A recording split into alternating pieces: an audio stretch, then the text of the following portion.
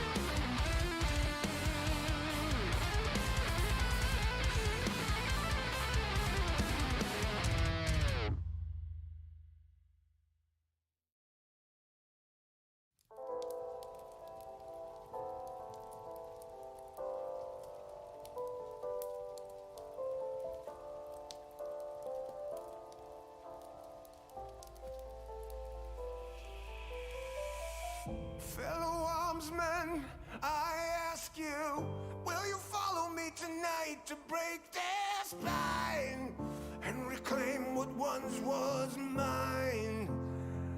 Those cravens backstabbed me, deceived me. Never shall I tolerate their crimes again. Now let the hunt begin. Oh, 7,000 souls scared and daunted, such a tale of woe. Not too long ago, this village was a golden scene of hope. Call down the reckoning to bring back hope and peace. Restore our glory to live forever. Bring down the dark regime. I know how to unleash eternal power. Lead us to order. I am the light bringer. Fellow warriors, I ask you, should my campaign come to an end, there's way more to avenge. Oh, 15 million souls living in this realm without much hope. Not too long ago, this kingdom was a golden state of hope.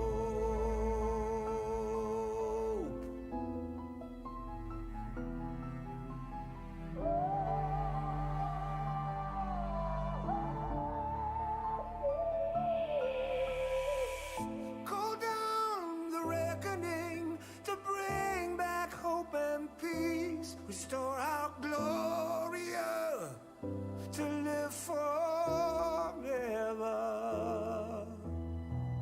Bring down the dark regime. I know how to unleash eternal power. Lead us to order.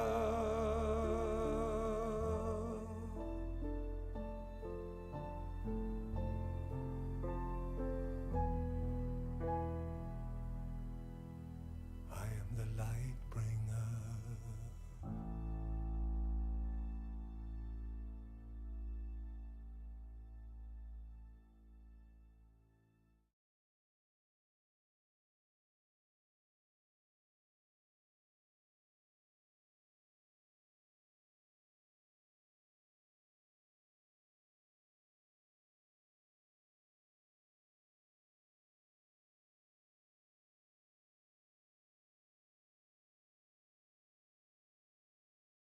Good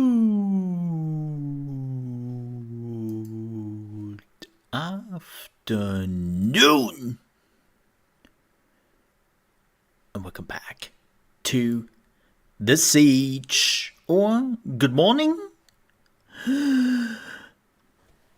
good evening,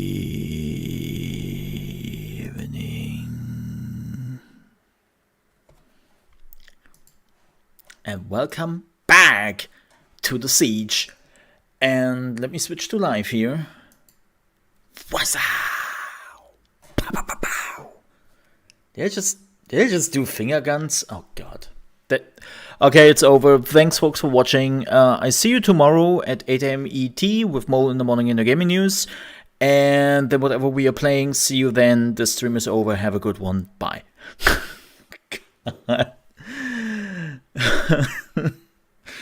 I'm doing finger. Oh, Jesus Christ! It's a Monday, as you can see. It's a Monday, and the first thing you probably notice is the beard is gone. Yes, we are back to the old goatee. And now, if I can get a haircut. That would be a combination like whoo. It's it's a balance act, believe me. I have to get an appointment, man. I have to get an appointment. The thing is, I have the business card here. I just didn't manage to. Not just slather on Hege. It's too high already. It's too high. Like, seriously. I cannot do it. Like, it would be go to like here. It's crazy. Like, I can't do that anymore. I can't do that anymore. And hi, Tiny. Hey, glad that this works again. Well, I'm not. Interestingly enough, I never used hair gel. I'm using glue. Hair glue. Yeah, I'm on hair glue. Because hair gel is always like. I had the feeling over the years they put more water into it. It's like, what am I supposed to do with that? Like, I don't want to like water my hair. So I moved to glue a long while ago, decades at that point. Really, yeah, it does. It does. But here's the thing: why would I pay more for my hair gel if I can just get like a cheaper glue and get the same results as the expensive hair gel? It's like. Speaking about cheaper stuff, I was running my errands this morning, and I was like, and I got my my electricity bill because I found my last electricity bill a little bit sketchy. So I was doing like a half a year thingy, where they should like give me some infos. And there was another heart attack I got this morning. So, by the way, have I ever mentioned that we have a join button underneath the stream where you can join the sub club for like $4.99 a month? It would help me out a great deal. We have also patreon.com/ChaosMole where you can get some exclusive perks. And if you are not up to any of that, well, we are also running Etsy on the channel. Thank you very much for the support. It's like, whoa. Especially electricity is not funny. Yeah. Like, I know everyone is talking about gas, right? Like, gas prices are going up. Gas prices, horrible. And I'm just sitting here be like, I don't give a damn about gas. Gas is totally not my problem. Like, last year, I paid $10 in heating. I was like, but the electricity price, we have to talk about that one. Yeah, that's the problem because, like, a lot of people don't know this, but basically the electricity price is linked to the gas price. At least in Europe, right? So it's a completely stupid system, which doesn't work anymore. And now everyone is just like panicking and is trying to like decouple it. And yeah, it's a mess. It's a mess. I mean, I don't talk about politics much, but I have to say, you know, how over the years and decades, politicians are always like, oh yeah, we need our time with this. Like, yeah, we have to look at this. Oh yeah, we have to give it more time. Yeah, this, this would take a few years. And now it's like, when shit hits the fan, things become really fast. I was like, wait, you were telling me you could have worked this fast? Always? It's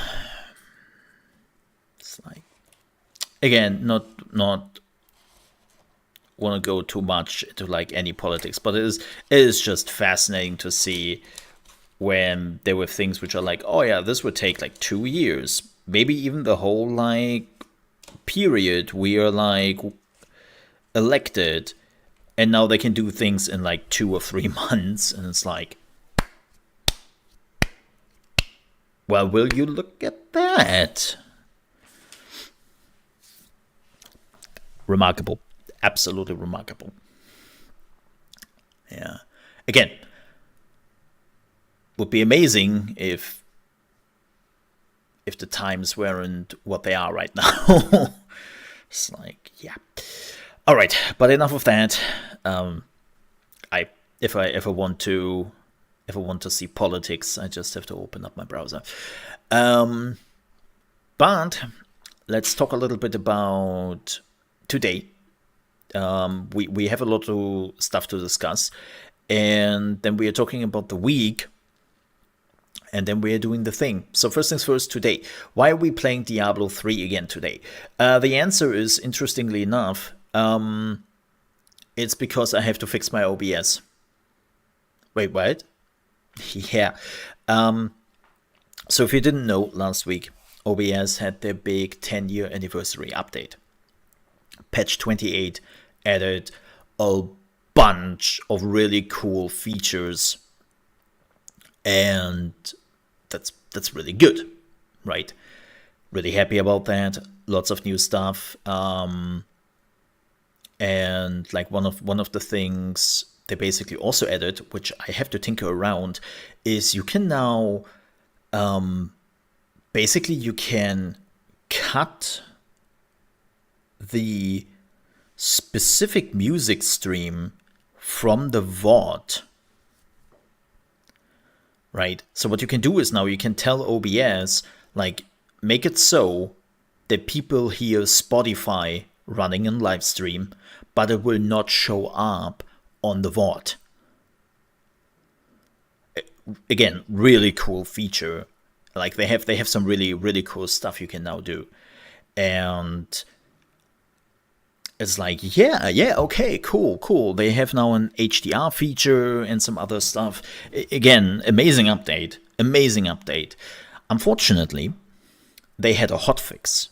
And I was like, oh shit, a hotfix. Hey, Chaotic, good morning to you. How are you doing, man? Glad to see that you're okay. But they had a hotfix on Saturday? Friday evening, something like that. And well, I downloaded the hotfix, and now my GPU is eating like 50%, or is being eaten by 50% of OBS. 50% is just going to OBS, which is like, wait, what? It's absolutely insane. And if you want to see how that started to work, please take a look at my Hitman 2 VOD, or Hitman 3 VOD, sorry, not Hitman 2, Hitman 3 VOD on last Saturday. Yeah, check that one out, because there you can see it in action, and how it basically took me like 10 minutes to find a fix which kind of worked. Oh, you got a day off? Awesome, man. Oh yeah, isn't like Labor Day? Wait, was Labor Day in the US? I don't know. But glad that you have a day off. And have some coffee, man.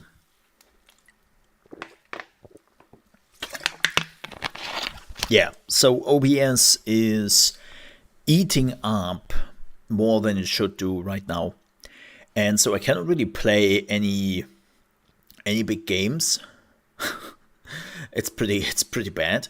I will probably like reinstall patch 27 again, and basically like dump it down, which is a bit unfortunate, but yeah. This is why you normally not patch immediately when there's a new OBS patch, Mole. I have never done that. It's Labor Day here. Awesome. Enjoy. Yeah, we have our Labor Day on May 1st, interestingly enough. Yep, it's May 1st. But what is coming up? By the way, let me see something very quickly. Okay, it doesn't matter anyways. Just wanted to say, the Tag der Deutschen Einheit is coming up, or in English, it's the day of the unification of Germany. That's always October 1st. Right. And but this is on a Saturday this year. So I'm not streaming on Saturday anyway, so it doesn't really affect the stream. Yay. Yay. Yay, yay, yay. So it doesn't affect the stream. Doesn't matter. Okay. But yeah, this is why we are playing Diablo 3. And speaking of Diablo 3, man, have I effed myself in Diablo 3. And we will talk about that when we are getting to it. But damn, have I screwed myself up big time. Like, oof. I did some level of pretty big proportion of bullshit. This is why you shouldn't play Diablo 3 at 2 a.m. in the morning or so. Don't do that, kids. That's a very bad idea. you are doing some decisions you might regret. Yeah. Alright.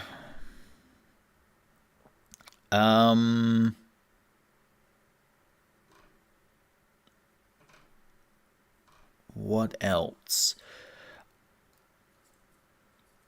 Oh yeah. So over the weekend, I think it should be fixed now for most things. But over the weekend, people saw a false positive coming up by Windows Defender. I posted it in my Discord under the Siege events, if you've missed it. I was basically telling you that, hey, wow, we just removed the Hive ZY behavior thingy. And I was like, whew, we did something to protect you. It's a false positive. There's nothing. It was like a bug, and apparently came with the latest patch of the Windows Defender. And yeah, it didn't do anything. It was just Windows being a derp. Let's be honest here, that's very surprising, as we know, because Windows, a derp. Never happened. Never happened, right? Yeah. Oh, you're welcome. You're welcome. Yeah. Yeah. It again, false positive bug, nothing happens. It's all good. But yeah, so this week, oh boy, let's talk about this week. Because even though we are starting relatively slow today, this week is packed. Like seriously, this week, packed. Yep. Tomorrow we have Gloomwood, which looks fantastic. Really looking forward to that. We have Disney's Dreamlight Valley, which is basically Disney meets Animal Crossing. That's also coming. And Legend, which is Pokemon meets Stardew Valley. Look, we checked it out when it did go into early access very early on, and I enjoyed my time, but I also thought, man, I think I will let that cook a bit more. Those three are coming all out tomorrow. I'm not sure which one is coming out first. Depending on which one is coming out first, that's what we are playing. So timing is a very important thing. I don't know when Gloomwood is coming out, but it's by New Blood, so I'm hoping it's coming out early because New Zealand, right? Let me see. Do we have oh yeah, we have one. Oh, it's actually coming out at midnight today. Oh, freaking awesome. Oh, freaking awesome. Oh, hell yeah. Oh, hell yeah. So, maybe Legend tomorrow? Let me see, when is Gloomwood coming out? Let me do some time checks. Let me do some time checks.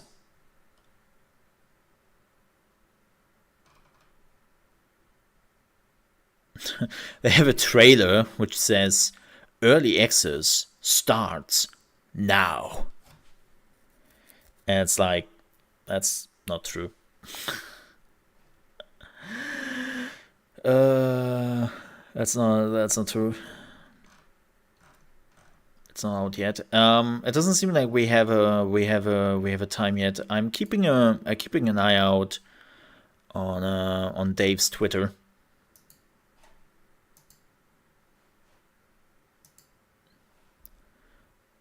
Yeah. I'm looking out for Dave's Twitter. He's normally very talkative when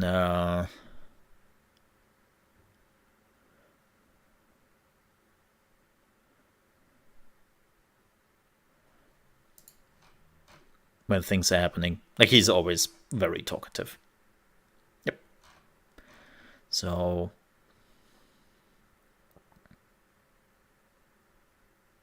I'm looking forward to it.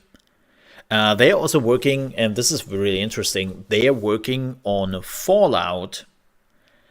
Yes, I call that Fallout, but in the sense of Fallout 1 and Fallout 2. And they're also using like the art style and stuff. Looks really, really interesting. I forgot what they call it though.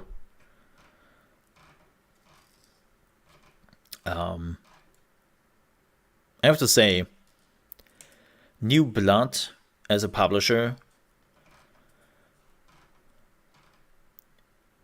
really got me more and more interested. Like, they started out very edgy, you know. It started out very edgy, and I was like, oh. But yeah, they kind of turned it around, and they're apparently a very, very good publisher. Yep, very good publisher. People love working with them together. Yeah, they have some screenshots. Let me see if I can actually like let me see if I can get some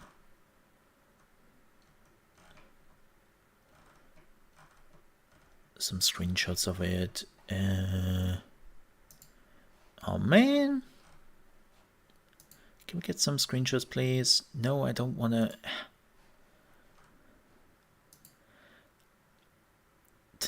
I love those stupid clickbait.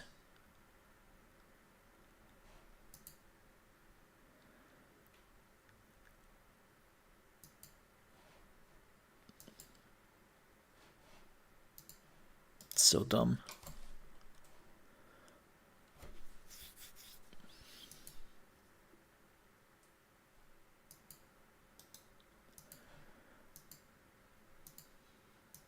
This is a clickbait article. You will love it. No, I don't. Stop it. Oh, what the hell?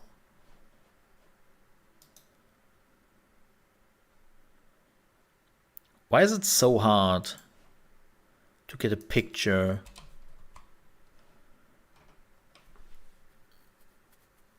Yeah, here's a quick picture. It's not telling much, but there you go. That's like the main character, apparently. A very, very Fallout-esque. Like, they have some more pictures, but this is like the whole art style. Feels like very much like Fallout 1, Fallout 2. And yeah. Really looking forward to that one.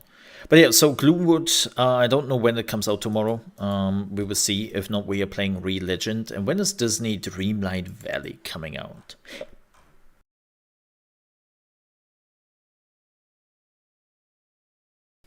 Let me see. Disney Dreamlight Valley.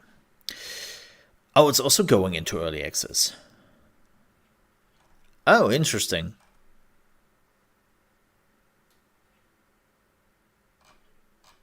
Interesting. It's coming out in one... Okay, it's an evening release. Dreamlight Valley is an evening release. Well, then, it seems like we are playing Re-Legend tomorrow. Or Gloomward. One of the two. Yeah. I didn't know this was an early access game. Ha! Man, everything is becoming early access nowadays, huh? Shit. Yeah, seems like we're checking out Re-Legend tomorrow. That's fine to me.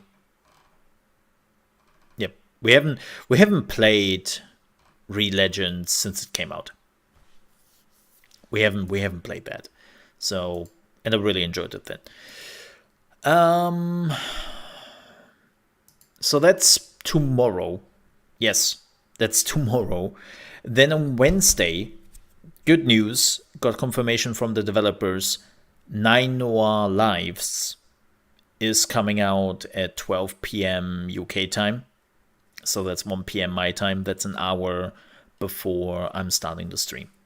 So I can just download the game in peace, install it, prepare it, you know, the whole shebang. I mean, there's not much to do. This is one of those games where it doesn't really take that long.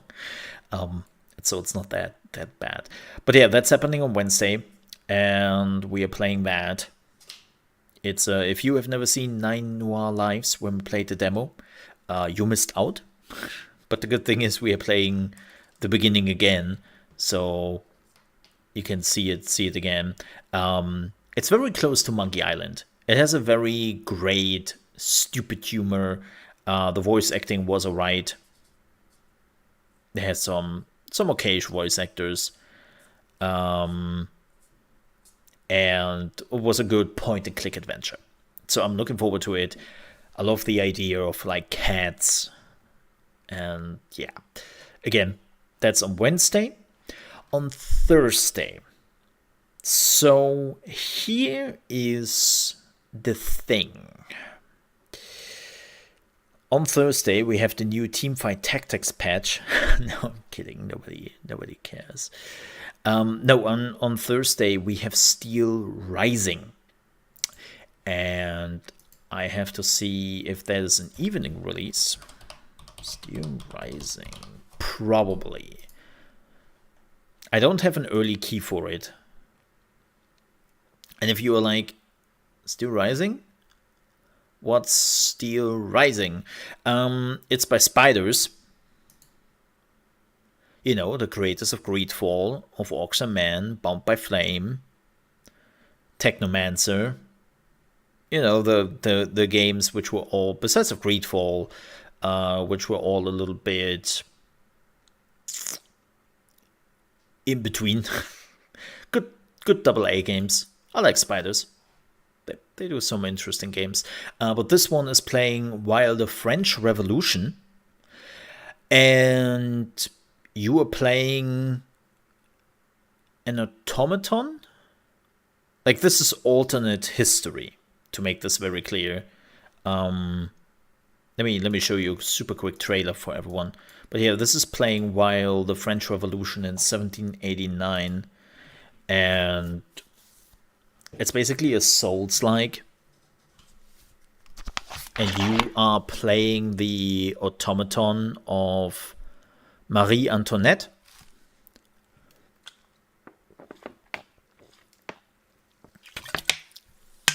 And you're basically trying to figure out what the heck is going on with the King of France. And yeah, very Souls-like-esque, as you can see here. And it looked good. It looked good. Like, so far from what I've seen, there was a closed beta, I think last week ago. Closed beta, more like a demo. Yeah, it looked really cool. I like the voice acting. I like the story so far, what I have seen. And the combat also looked really cool. Definitely not an Elden Ring. If anyone's like, "Oh, is this like an Elden?" No, don't even start it. It's a Souls-like, and it doesn't hide that, and that's what you get. Like, there's nothing revolutionary besides of you being an automaton in the 1789. But yeah, that is coming out on Thursday. I just don't know when it comes out. Yeah, I have no clue when it comes out. I assume it will be an evening release, but this is Nacon, who's the publisher, so they're a European publisher, so there might be an afternoon release. Yeah. So I keep you posted on this one. If not, we are playing it on Friday, so don't you worry about that. And then we have an extra day of playing 9 Noir Lives or Relegend or whatever. But that's this week. Next week, interestingly enough, we have absolutely nothing.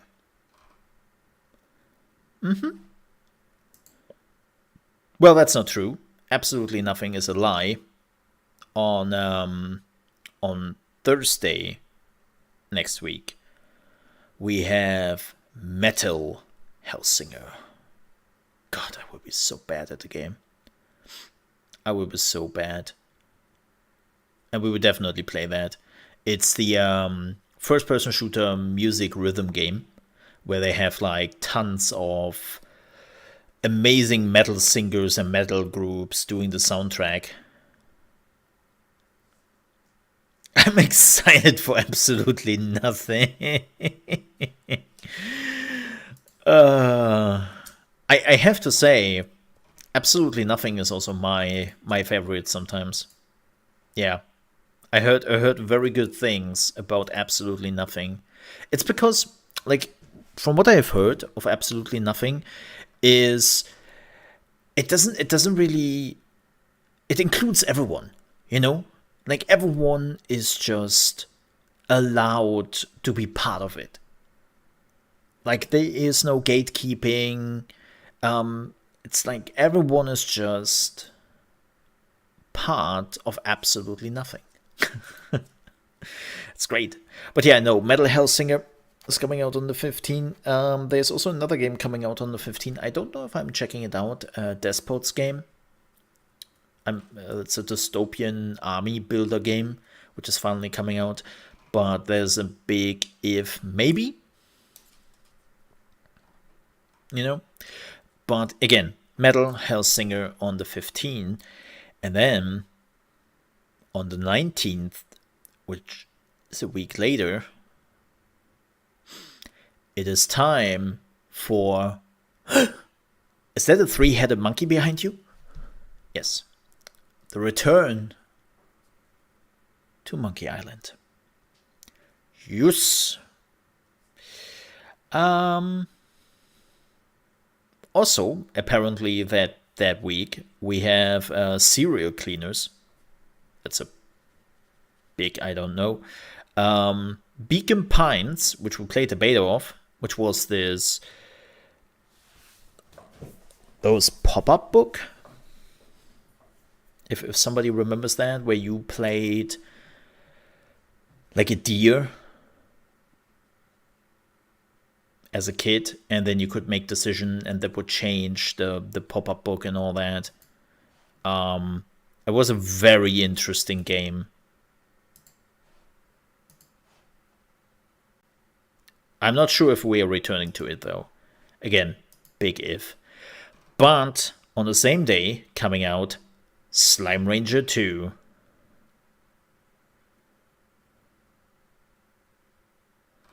Yes.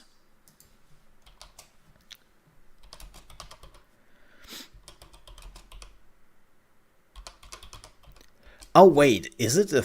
No, it's a three-headed monkey. Yeah, no, it's a three-headed monkey. The joke is a three-headed monkey. Yeah. What? Don't misquote here my Monkey Island. Don't do that. Don't make me guess myself. And then on the 27th, we have Grounded and Dual Universe. The problem is with Dual Universe, it's an MMO. And I'm like, oh, I don't know. I don't know. Wait a second. Is this the game I was looking forward to? Okay, let me see. Is this coming out this month? Wait a second. Is this coming out this month? I think it is, right?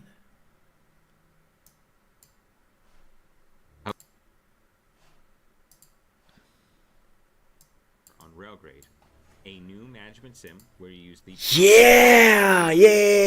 This is coming out by the end of the month, man. as a player or the sole administrator of an off-world colony, and it's up to you to manage. I'm really looking forward to this. And keep the economy on track. In this region, our task is to grow the population Salt of the City. city and My start chat? transporting concrete to a nearby Zeppelin dock. It's a 2-stage mission, and to complete the first step, we need to deliver either water or salt to the city. Start here with the city on top of a mesa in the desert region. It's always salt with you, isn't Some it? silica mines nearby. This refinery only requires Oh my silica god, look at this. salt. All those numbers, all those graphs, all those Excel sheets. Ah. For now, we need to build a track and use our trains to transport this silica. Things which make Mole happy. There are a bunch of different ways to do this, but It's kind of funny, I hate Excel. For now, we're going to use a loop. I really hate Excel. I hate math. Back and forth.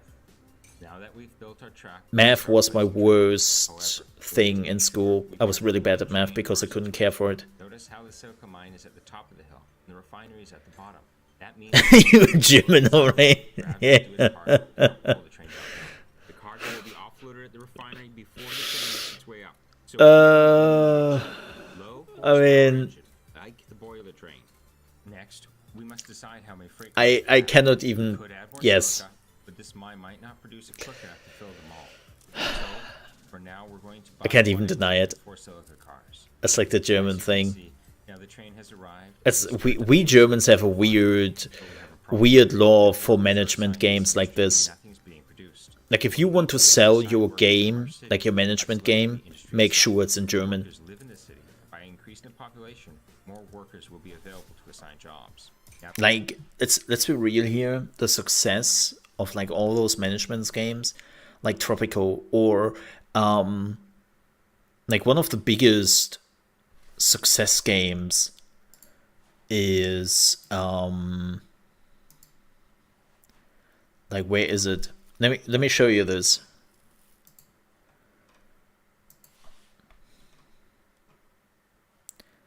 Where is it? Yeah, there it is. Football Manager 2022. You want to know where 70% of the player base is of Football Manager 2022 and all the Football Manager games? Yeah, that's right, Germany. The amount of money Sega makes every year from the Germans when they are releasing a new Football Manager is absolutely insane. Is absolutely insane. Like, German is their biggest market.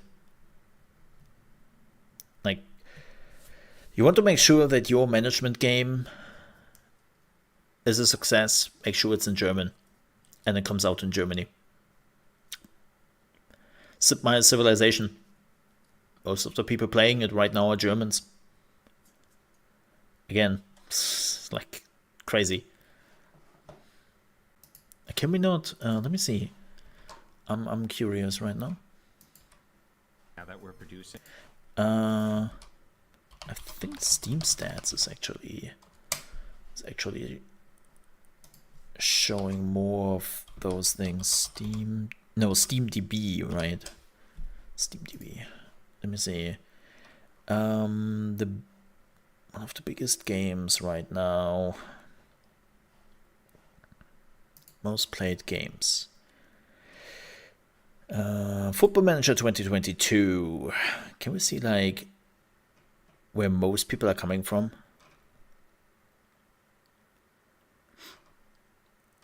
let me see if there's like a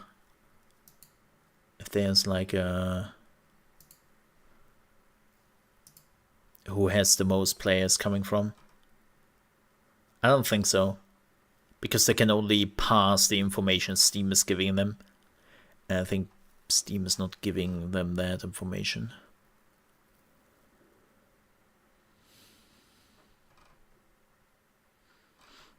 Yeah. Yep. Steam is not giving them that information. Well, that's unfortunate. But yeah, it's also kind of crazy, the retention rate. Like, you know how normally games are falling apart? Like, this was their all-time peak when the game came out. 88,000. 24 hours ago, it was 76,000 players still. Concurrent players. So they only lost like 12,000 concurrent players over 8 months. That's really impressive. Like, damn. Speaking about an absolute loyal community.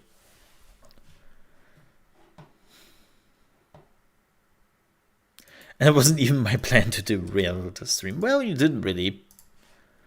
It wasn't really derailing. Speaking of derailing, let's go back to trains. And start delivering salt. If you look, you'll see we already have a track on the ground taking up valuable real estate. So what we're going to do is build a raised railway route.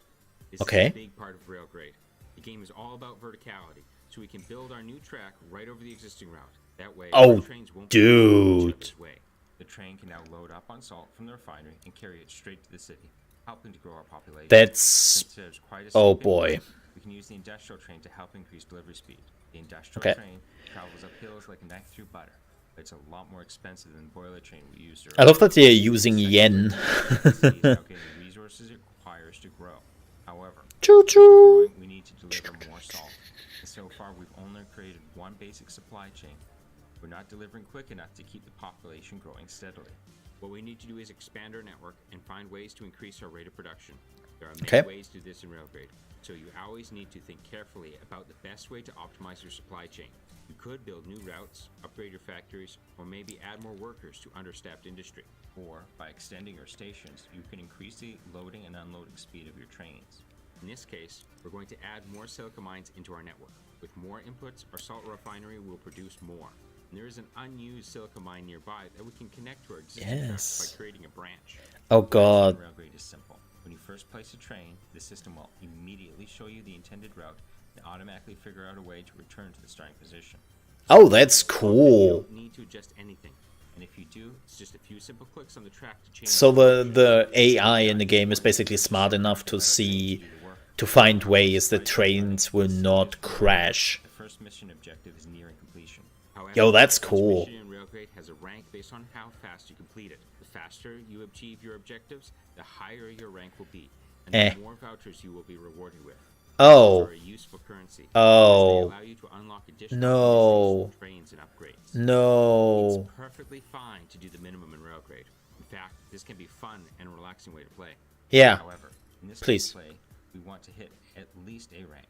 What we're going to do is invest our cash. Like, this is definitely a game where I want to take my time and don't want to do a speed run to unlock like the things I need. After a couple optimizations and new investments into routes and industry, the population has grown enough and the city has leveled up. Everyone's happy, and it's a grand success. We've completed our first objective. Why do I have a feeling that those developers are actually German? 32 concrete to the Zeppelin dock. Nearby is an idle concrete yard which requires both silica. Why do I have a feeling they're Germans? Producing these resources far away, so we need to find an efficient way to get them across the map. What we're going to do is build a giant loop that lets us deliver both of these resources at once. This is capital efficiency. One loop to carry multiple types. Definitely German. You use the word efficiency. It covers a long distance. Yep, looks great. This is apparently coming out by the end of the month, and we will check that out. Yeah, okay, let me see. I want to know if those are German developers or not. Just for the lols. Oh, no, it's not. No, well, kinda. No, it's not, but... Huh. That explains why they're using yen in the video game, because they are a Japanese developer.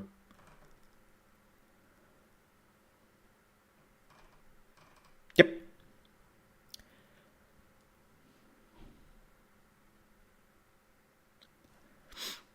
Yep. They are a Japanese developer. Oh, they made Tiny Metal. Oh. Interesting. I've never played it, but I've seen trailers and stuff. Okay. Interesting. Well, the more you learn. But yeah, so lots of stuff coming.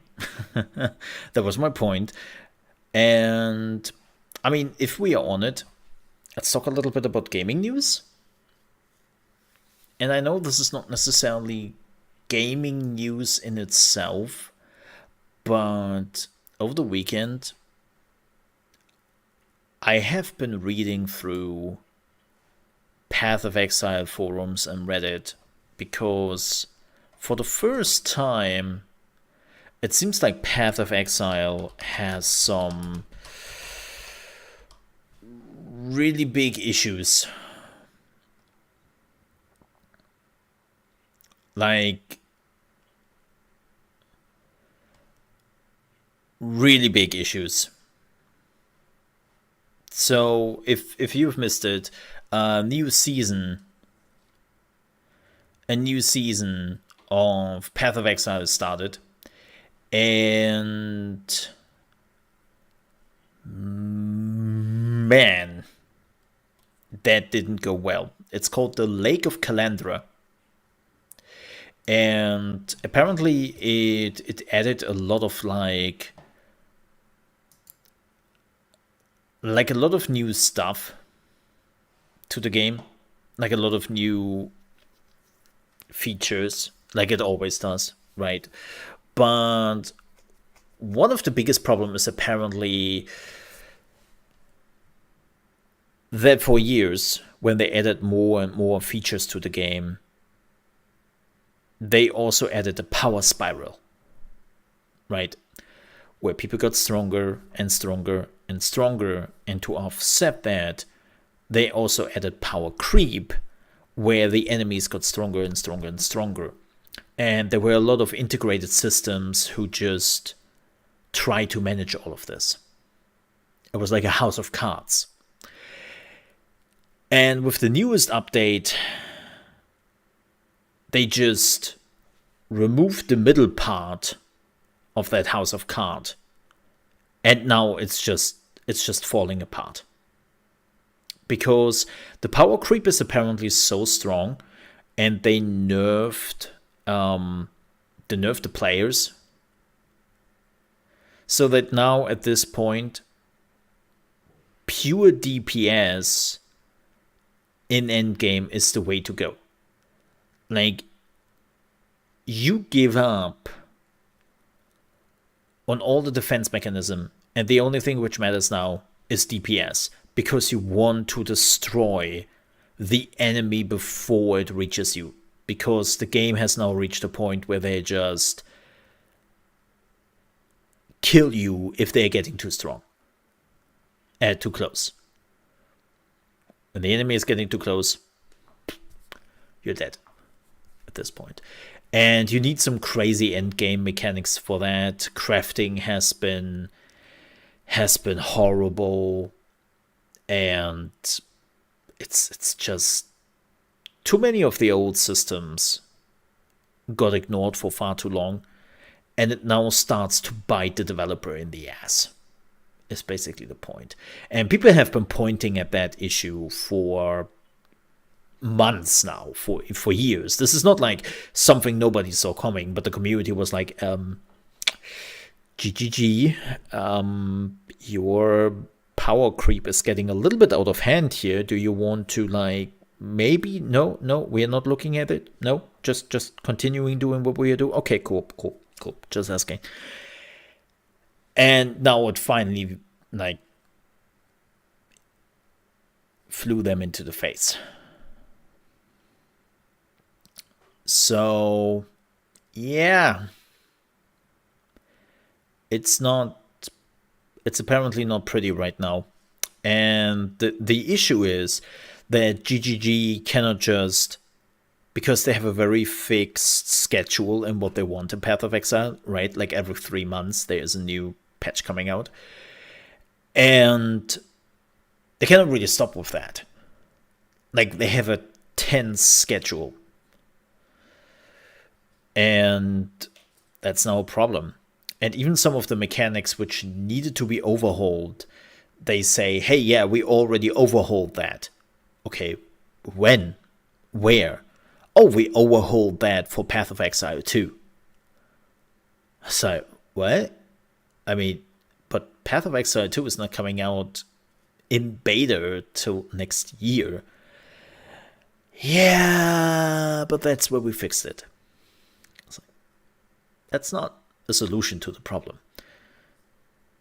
So again, Path of Exile has now the problem that the House of Cards is falling apart, and GGG basically would need to stop integrating new content and reworking the old one. That's how I read it. Like, keep in mind, I have not played the new season. I'm completely disjointed from Path of Exile. But that's what I have been reading basically in discussions, and where the community rarely agrees. Oh my god, that's a lot of scarabs. Right. It's this. Yeah, they have to fix their problems. But let me see, how is Path of Exile doing? Keep in mind that the new season is only a week old. Let me see, where are you? Oh yeah, they did go down quite a bit. They're right now here. Again, the new season is a week old. Normally they are much higher here in the ranking. So, yeah.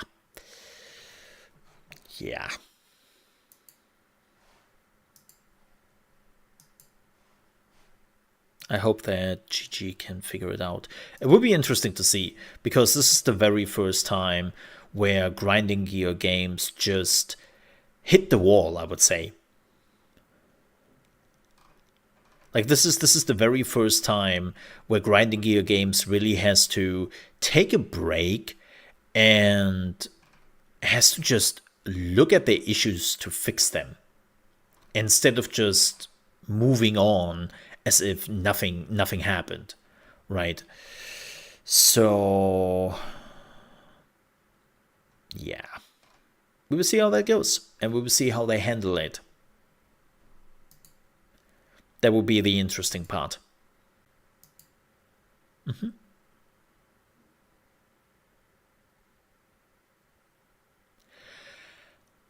Now, next news, and this is actually our first news, and this is a bigger news. Yeah. So apparently the first screenshots leaked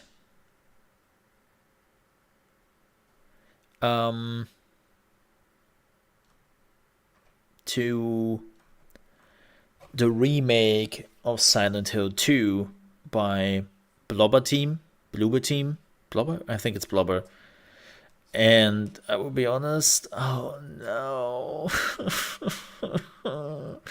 I'm sorry, like, really? Like, why?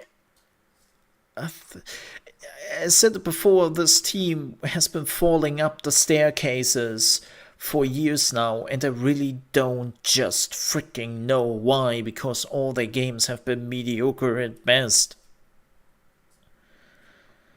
I don't know.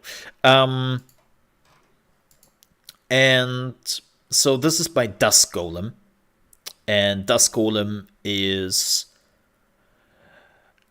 an institution at this place when it comes to horror game leaks. He was leaking Resident Evil 7 way before it was announced. He was leaking Resident Evil 8 with information about what to expect before it was announced, and the Resident Evil remakes. And this dude, when it comes to horror games, knows what's coming, right?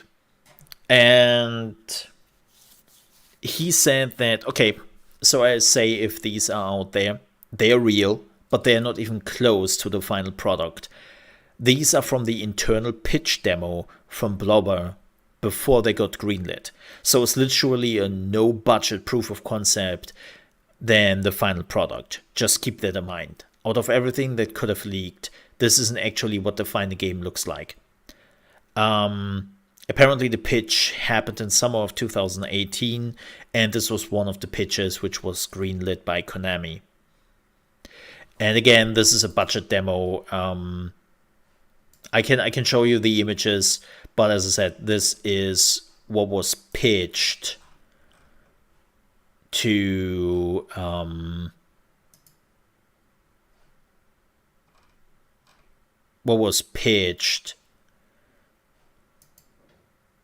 to basically win Konami over. Right. So I'm not even sure if I should show this. They're also like super low resolution. You know what? Nah. The only thing is apparently we know it's real. So it will also be an exclusive to PlayStation for a year. It would come to PC at the same time, but it would be a console exclusive. Yeah. So, but I'm still very, very much not optimistic. I'm pessimistic regarding Blobber. Is it Blubber? Blubber? I think it's Blobber. Making the Silent Hill 2 remake. Like,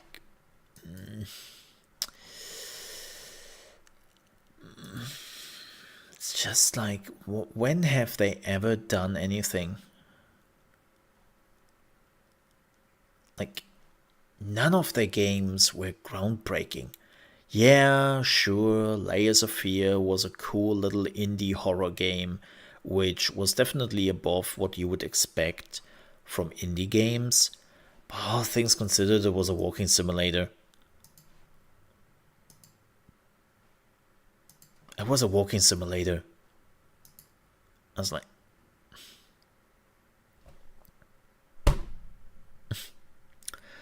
yeah. And again, didn't get better with the other games. Yeah. Yeah.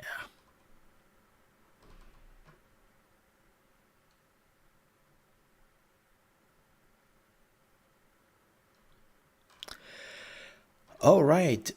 Next news.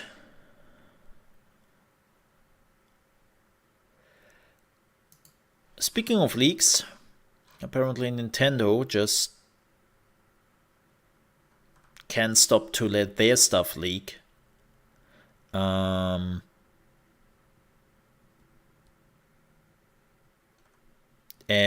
well, the first big issue, well, it's not really a leak. It's more like a piracy issue.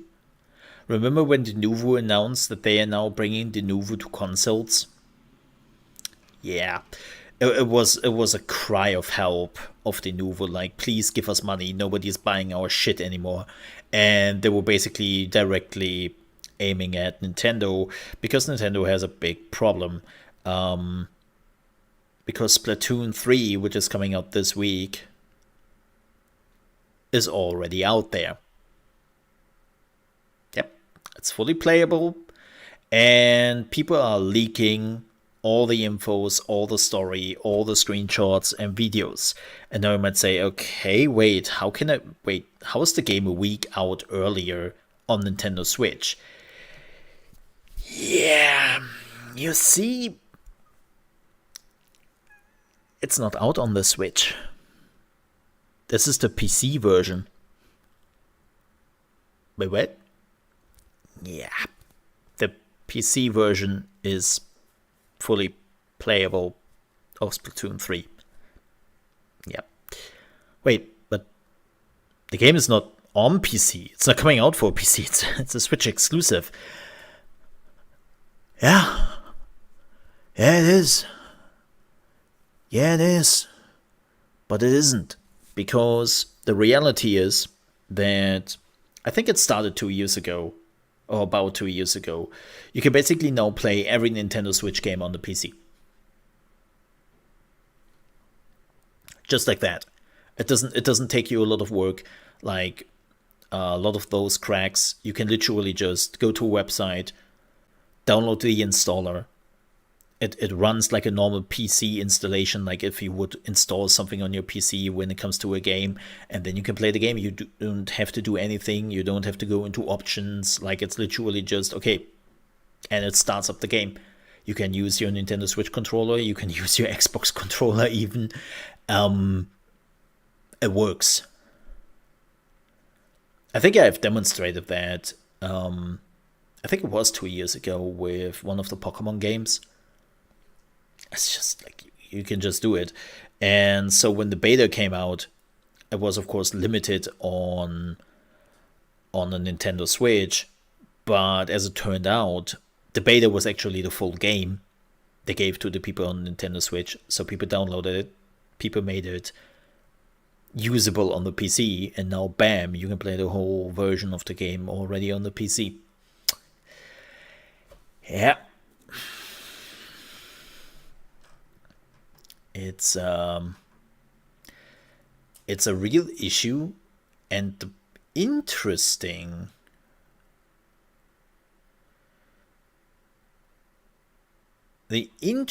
part is Nintendo doesn't seem to care. Like, you know how Nintendo is like spot on when it comes to shut down old games, and you have like those old ROM websites where you can just download the first, I don't know, Samus game, the Metroid Prime game or something. They're super fast on shutting that down, but apparently they don't care for Switch piracy.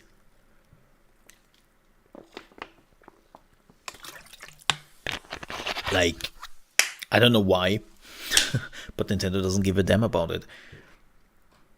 This is why Denuvo, as I said, jumped into this whole, hey, we bring our copyright protection now for the console, because they're hoping that Nintendo is jumping on it, but Nintendo really doesn't care, because and I wouldn't care either. You see the selling numbers of Nintendo and of the Switch and of the games. They have the numbers, they have the data. They don't have to care for it because, oh no, 5,000 PC players decided to like pirate our game. Oh no, what are we doing? How many units of Zelda have we sold today? 20 million? Okay, cool. Nintendo just doesn't give a shit about that. And why would they? So, again, this is especially hilarious for the people at Denuvo, because Nintendo's like, what? No. Like, it's not an issue.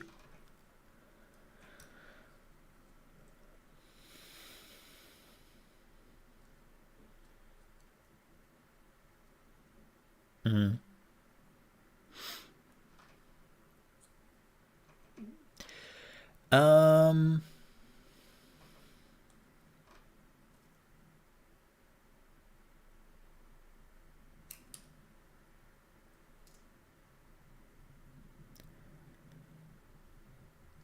now, something completely else. Let's talk about Diablo Immortal. Wait, what? Yeah. Yeah. Because there's something very interesting happening right now with the game. And this is why this is a news. So, as you know, or if you don't know, Diablo Immortal is a pay-to-win mobile game. And one of the main resources in the game is the Eternal Orbs. And you can buy them in the store in the game. Just like that. Right? Because it's a pay-to-win pile of shit. Now, that doesn't really stop gold sellers, I call them gold sellers right now, to actually also offer those orbs for real money on their website. And the big difference is, let me give you an example. Let me give you an example. If you want to buy 7,200 orbs, you are paying around 95 euros / dollar for 7,200 orbs. Whereas on the gold seller website, you can get 7,200 orbs for $10. So, what are you doing? Buying it in the store for nearly $100? Or buying it on a gold seller website for $10? Well, a lot of people did go with the last option. And it seems like that Blizzard has a problem with that. A big one. Yeah. Because not only does Blizzard just remove those orbs, but they also put them into debt. So what that means is that, say you have bought those 7,200 orbs, Blizzard removes them and put a minus on your account. So that means you now have to like work it off.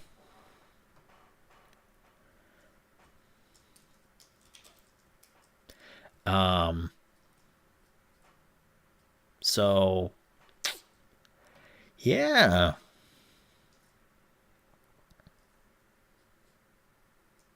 Yeah. It's of course most people are like, well, we kind of caught cheating, so whatever. But it really puts like a question mark on the price tag, right? Like when you have a gold seller who can just buy the orbs for like $10, or you have to go to the official source for 10 times the amount of money. I can totally understand why people are looking for a different source, but Blizzard will not fix that or think about it or anything. But it's just interesting to see that this is the controversy which is going on right now, and people are like, hey, what gives, right?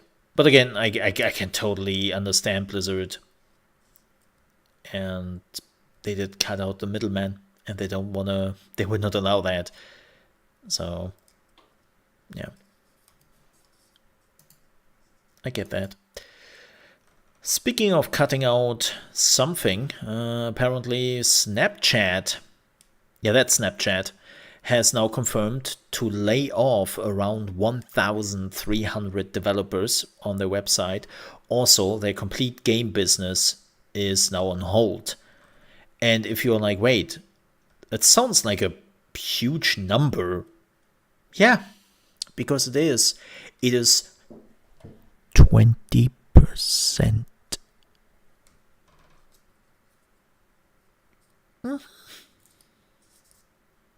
20% of their workforce is being laid off, which is insane.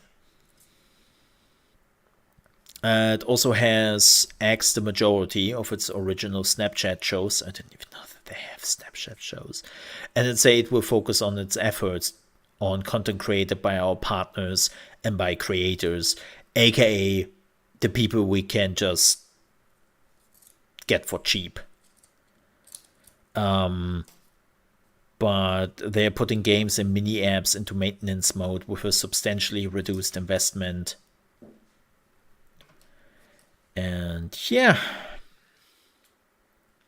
Snapchat is not doing so great, so to speak. As somebody who has never used Snapchat, I can't really tell what's going on there. So I don't know. But this was also a discussion which I saw popping up a little bit over the weekend. Is this a lot of content creators have been around for many years. Shit, I have been streaming for 6 years. And the amount of time where there are still companies out there who see content creators as the cheap version of good PR, I think it's finally over. Like, more and more content creators come to the conclusion that they're being used. And a lot of people were okay with that if it meant to grow their audience, aka pay me in cloud. Right? Like, it worked for a while, but now that we are in this huge mess, which is kind of an economy crisis, even content creators slowly start to realize, oh shit, yo, I need my money here. I have to secure my bag. This is not okay anymore. So if Snapchat is believing that they can just now get like some cheap advertisement through content creators, it's like, yeah, be careful about that, because even content creators are getting a little bit wary on what is going on, which is good. It has to happen. And of course, I will say this now, and I say this with the sincere hope that I am not one of them. But in the end, the amount of content creators which are out there right now is too many. And we basically have to cut down on content creators. And what I mean with cut down is people will stop to create content. A few years ago, and especially with the start of the pandemic, a lot of people saw content creation as an extra income, as something they might want to perceive. And I think it was too many. I think it was too much. Like in 2020, for the very first time, people took the whole saying of everybody can do it a little bit too serious. Because everybody was like, yeah, let's become a streamer. Let's become a content creator. And they were just overrunning the place. And we are now too many.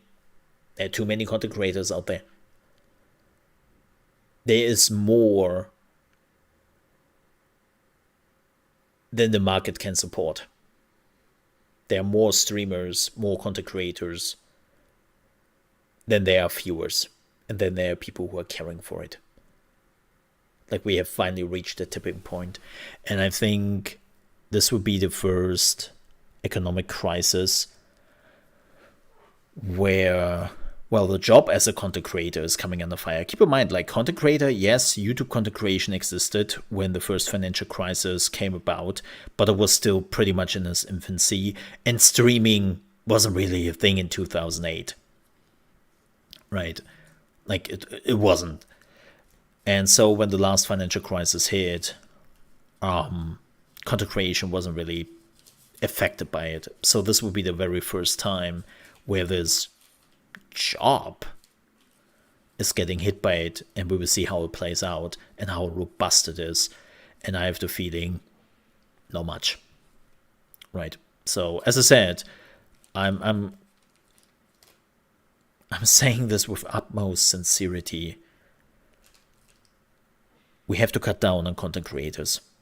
The amount of content creators has to shrink. It is too many. And right now it's a little bit of survival of the fittest. And again, I sincerely hope I'm not one of the content creators who is like getting cut down. It has to stop. Because I enjoy what I'm doing. I think I am decent. I'm getting better. Like like it's fascinating after 6 years how much stuff there still I can learn and how I can improve, right? Especially with YouTube content creation. I think I'm getting slowly but surely better. I know I don't want to toot my own horn here, but it's like I see improvements. I still make enough mistakes. Not denying that. And that sometimes it angers me. But I think I'm still very decent. But even I have to admit, I'm not sure if I'm coming out of this ahead. I don't know. I seriously do not know. And it seems like a lot of other content creators think the same.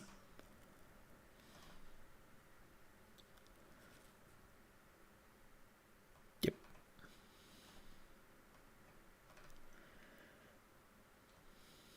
Mm-hmm.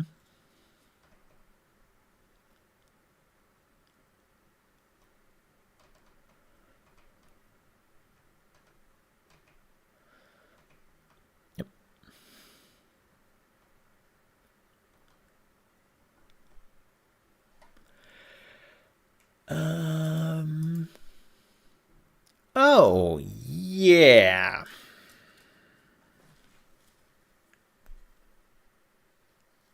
This news.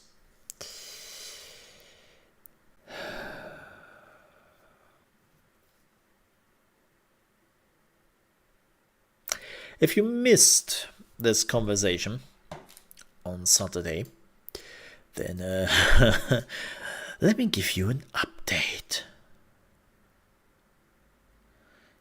Yeah. So over the weekend, Mr.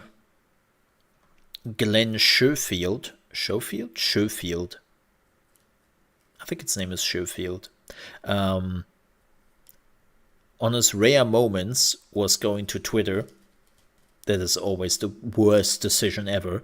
If a CEO of a company is like, you know what? I have an idea. Let's go to Twitter. That never works well.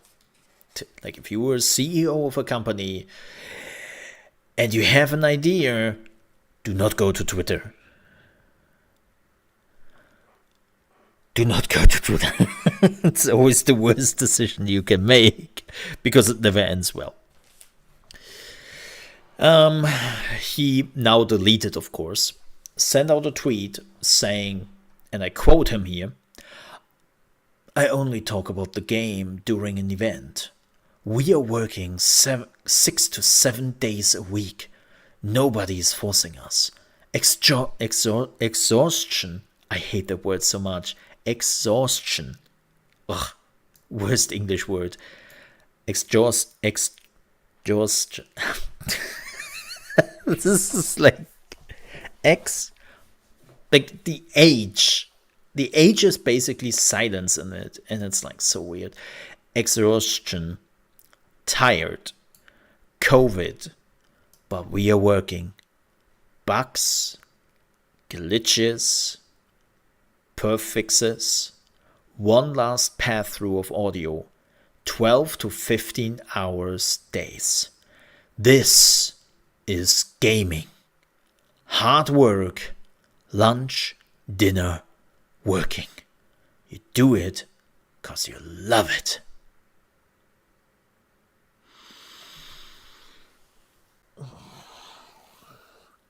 For fluff's sake, man.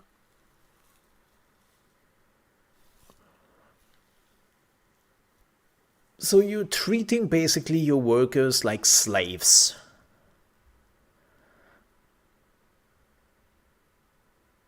You were telling me you are letting your people work 6 to 7 days a week, 12 to 15 hours a day.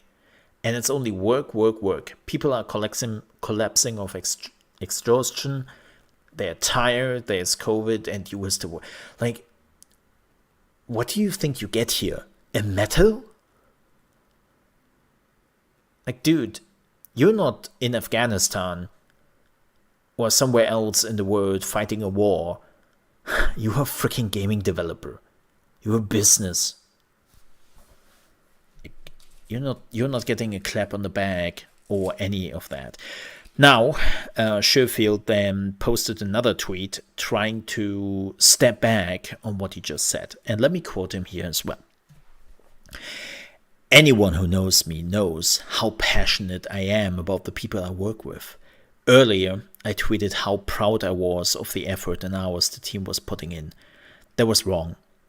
We value passion and creativity, not long hours. I'm sorry to the team for coming across like this. No, this is not this is not saying sorry. This is basically just saying, shit, I shouldn't have said that.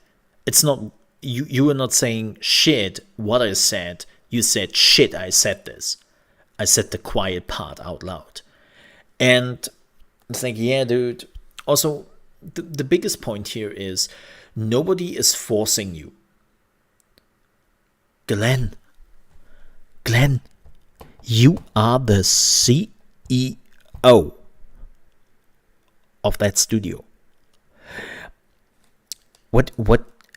I don't know how long you have been working in gaming, apparently not very long as it sounds like, because then you would know that the CEO is the example people try to follow because they are afraid if they are not doing it, they will get lesser pay, they will get lesser bonuses, and they might like get some worse resumes after the work is done.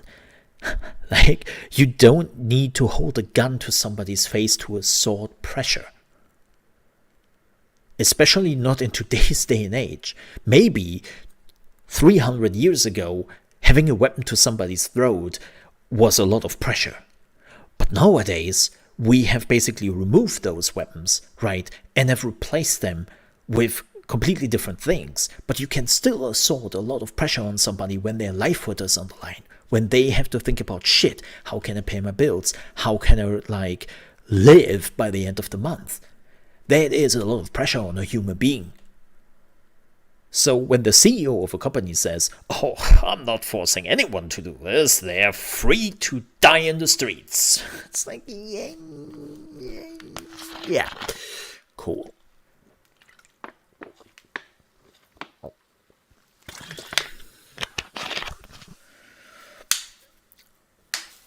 Thank you.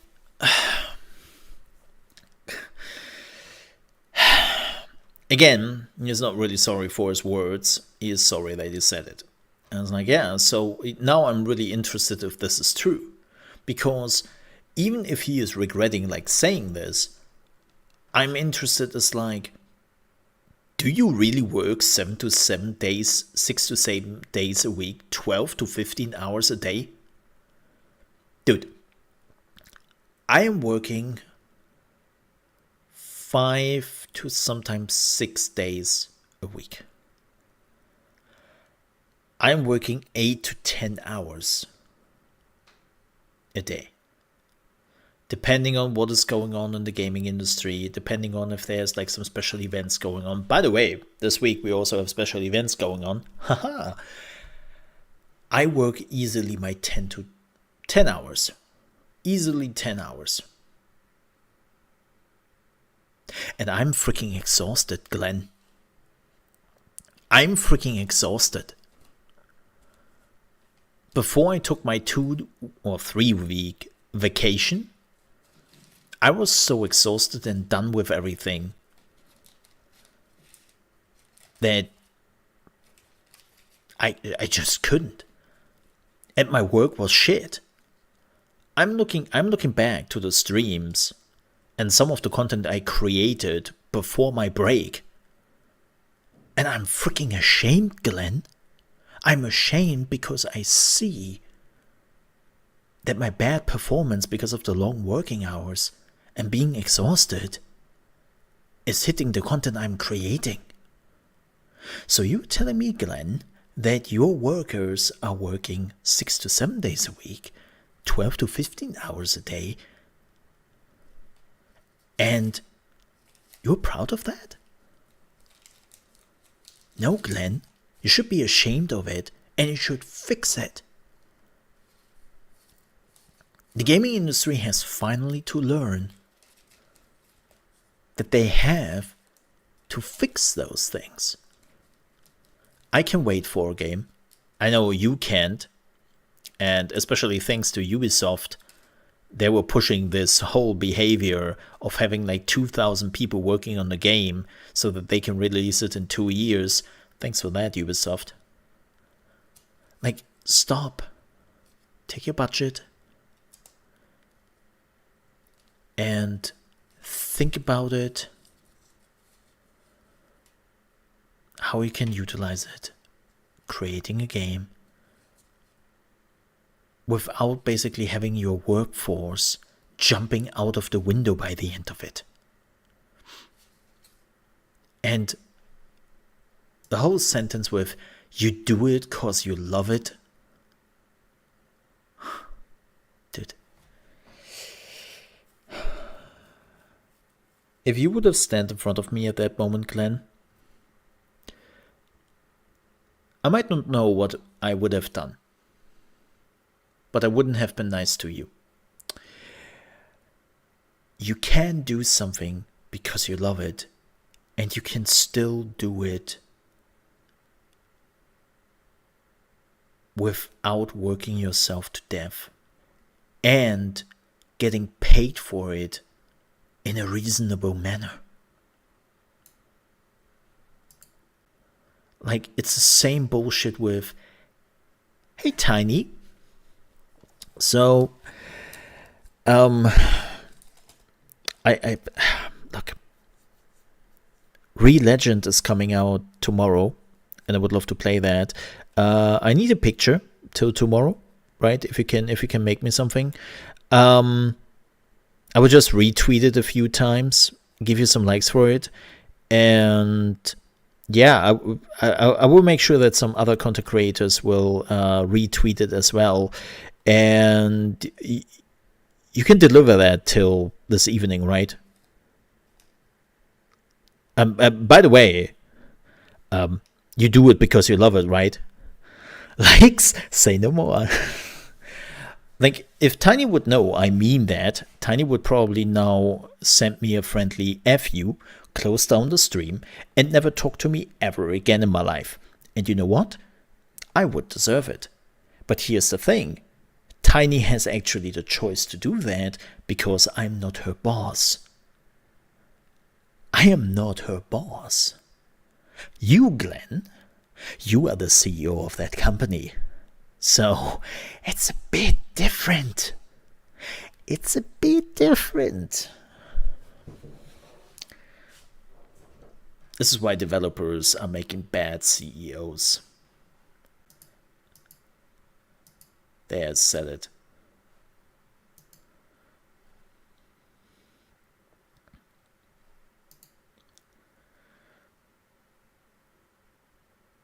Tiny does it no more because Tiny was in that situation. Yep.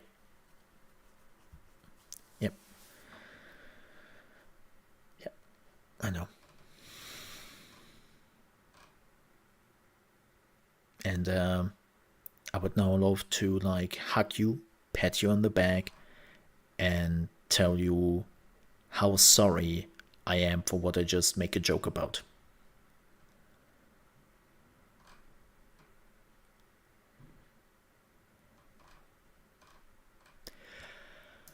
But yeah, Glenn, so that takes a lot of like excitement out of the Callisto Protocol for me. Because I know that probably this game was made under some serious bad conditions for the workers.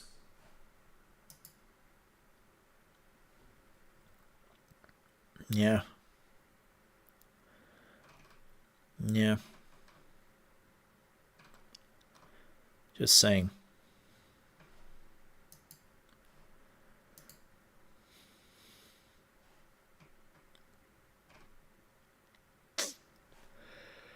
Alright. Well, we're done with the gaming news. We are done with the gaming news.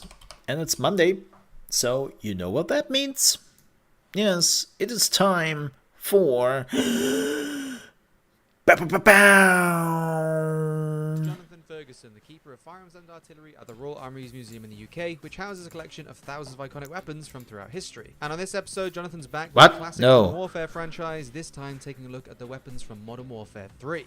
Picatinny rails, these dimensions are all fixed so that manufacturers can design accessories that will always fit them. You'll see the gap between these ribs here. These Yes, socket look at this ribs gap, is chat. quite My narrow. gap is The amazing. model in the game looks like the battlements of a castle. They're huge and they're really widely spaced. If you're Yes. more of Jonathan's take on Call of Duty, make sure Look to at my check out gaps. the My background gaps are photos below. amazing. You can find a link to the playlist in the description of this video. You will love And my if there's any other gaps. games, guns, and mechanics that you guys want to see Jonathan break down, let us know in the comment section They're below. very spacey. Right, let's take a look at the guns of Call of Duty Modern Warfare 3. Pew pew pew pew pew pew pew pew pew pew pew So, pew. FN57, I've shamelessly because of course dual wielding is a thing in the Call. FN57, I have them here locked and loaded, well actually unlocked, and I will now go on a killing spree through the museum.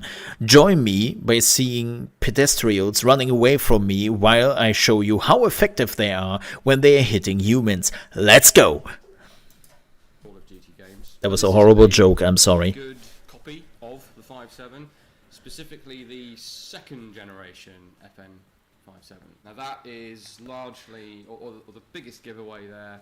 First generation has a sort of bowed out trigger guard. We don't have that. Second, which is what's in MW3, has this almost SIG-like trigger guard. And then there is now a third generation 5.7, just to confuse the hell out of all of us, where they completely remodeled the gun, a bit like cars get Lara Croft's Impact. 7 to 10 Yes. years. They Wait. get either a facelift or a What do you mean by that? He doesn't have boobs. complete redesign. And guns are now following suit. I think it handles in-game, it's hard to say realistic with a game like this, but it handles relatively as it ought to. So flat shooting, as they say, very little visible felt recoil. Relatively accurate, but pistols are much of a muchness when it comes to accuracy at their effective range. Something I did notice that I don't remember and I'm a bit surprised by is that the player character is using this one-handed the whole time, other than for the sort of palm style reload. We've got quite a bit of sort of tactical movement. Handling with Stop. over the hand, Stop. slide operation. I'm but sorry. we haven't yet gone for, I don't think, at this era, motion capturing an actual trained person to get all their motion.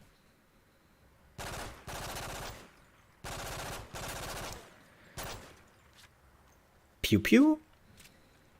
Right, I'd kind of forgotten that this was in the game. This is the Magpul FMG9, which in its original form has never been produced as a working firearm. Intriguingly, for those of us who study sort of the culture of firearms and history thereof, it did get released as an airsoft gun. So Oh. this is one of those cases where it's a sort of a replica of something that never quite existed. In the game, it's difficult with first-person shooters. Gimmick guns like this, you can make a feature of them or have them appear at certain points Interesting. in the campaign, but they very quickly revert to being just whatever their stats are, if that makes sense. Which I suppose is true of the thing in real life. So something like this, the only practical use for it might be unobtrusive close protection. So you've got a VIP you need to protect. You can't be seen to have a submachine gun or a carbine on you for whatever reason. Well, this gives you the opportunity to somewhat conceal something that's more capable than a pistol. That sounds beefy. What is that? I didn't saw the weapon. Oh. Now, I'm all for including unusual guns. So this very rare Peruvian-only assault rifle turning up in Africa Oh. is, while not impossible, pretty surprising. So in case anyone's wondering, and when I first looked this up, I don't think I could find out what FAD stood for. It is in fact Fusil Automático Doble, and it is from Peru. Peru is not a country known for its firearms design. Yeah, not really. It's an unusual thing. Developers must have come across it online before anyone else. It's not one where I can pinpoint its emergence, if that makes sense. But I can't get over those sights. The coat hanger bit of wire rear sight. I mean, I gather from the way they're designed that they must be backup sights, and some sort of optic is intended, but it's not actually clear how that would fit. Huh.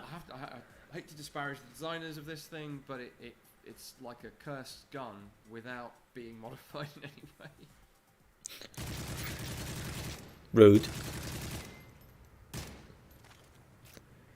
Oh, what's his name? Pause right away on this one. This is the infamous Remington ACR. Ah, The branding right. and marketing of this rifle and the history of this rifle generally is pretty interesting.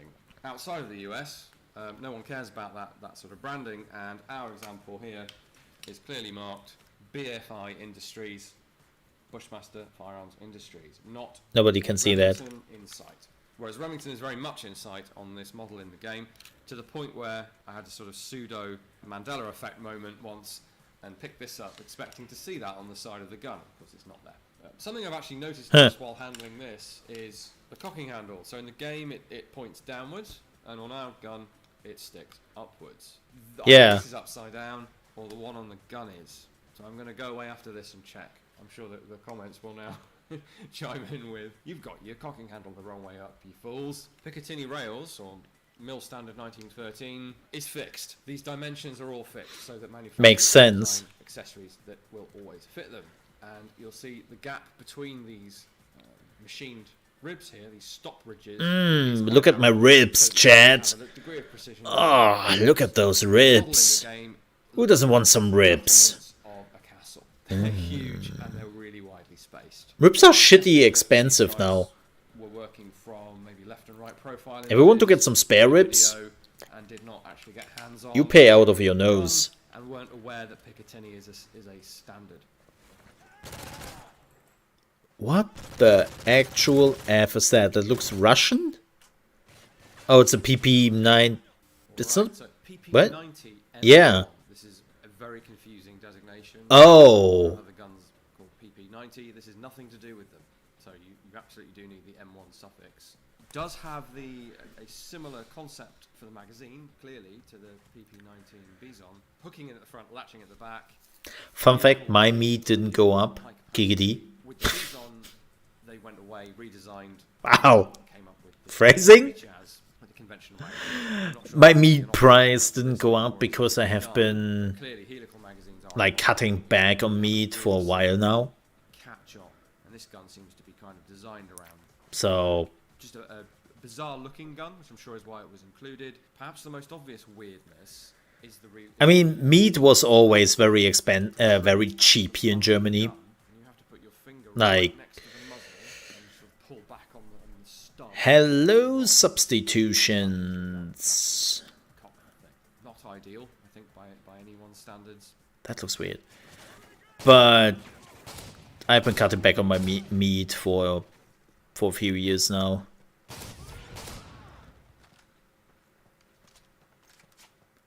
The US AS-12 from Daewoo. Here is one.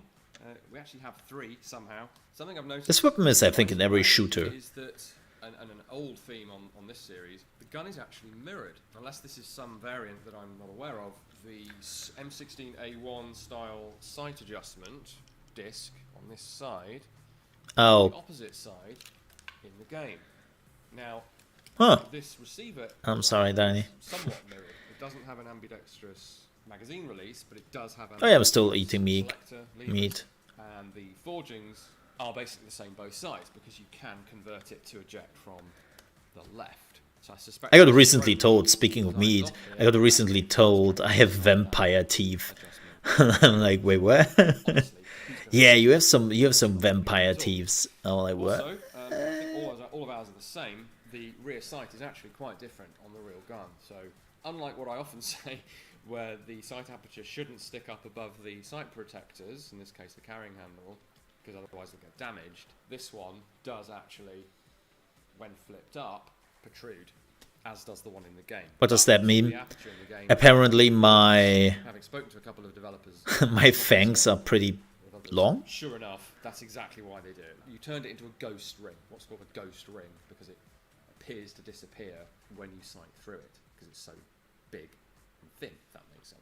Otherwise, I think it's a pretty faithful representation of how the thing works. Which I would agree on, because I'm sometimes like biting myself in the mouth, and it's like slow down the impulse. it's not a pleasant experience. The one of our guns that's fitted with the drum rank magazine for almost certainly game balance reasons. You can just numb humans. Yes. The straight And apparently I numb myself sometimes. Like biting me on the lip happens when I'm eating something more than I wish.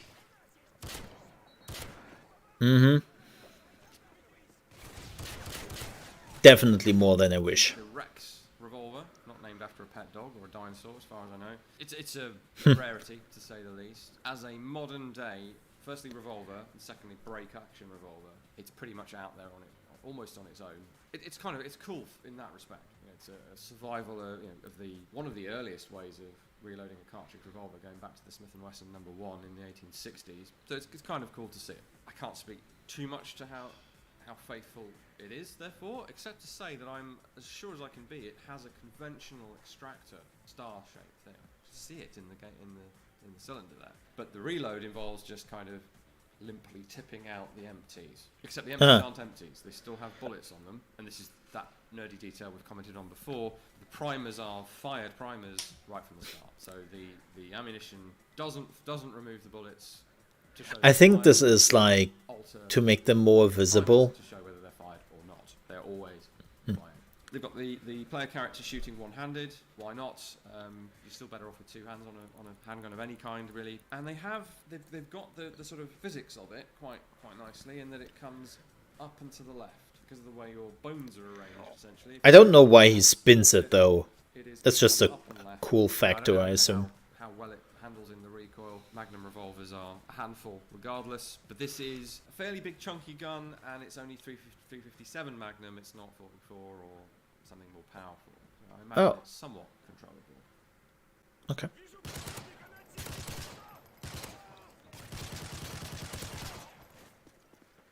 What is this? Oh, CM901 yeah. Colt modular rifle. So it has a very unusually shaped magazine well, and the idea is to be able to reconfigure the rifle for different cartridge types. Now in a relatively simplistic first-person shooter, you don't get to do that. You get the caliber cartridge type that you are assigned, effectively. So at the end of the day, it becomes a sort of Gucci skin for rifle. Yeah. The other thing is, so while the concept of a modular and quick change barrel system is still relevant, and the AR-15 is absolutely still relevant, that monolithic upper receiver with its quad rail is a bit old hat these days. The trend now, and I don't think it is just a trend, is to move back away from the sort of cheese grater front end on rifles and to have the continuous rail on the top. I'm just waiting for a game who is putting like a cheese grater. Framing systems, whatever. Rails on the sides and bottom become optional, and so you have a sort of slick tube with either M-lock or Keymod or some other system, and then you then fit a piece of Picatinny rail if that's an area where you're likely to fit something. So unlimited configuration options are great from a marketing perspective, but how the user actually ends up using the thing will dictate and feed back into what's then produced next. Meaning that Makes sense. I haven't checked, but Colt would need to update this design to keep it marketable.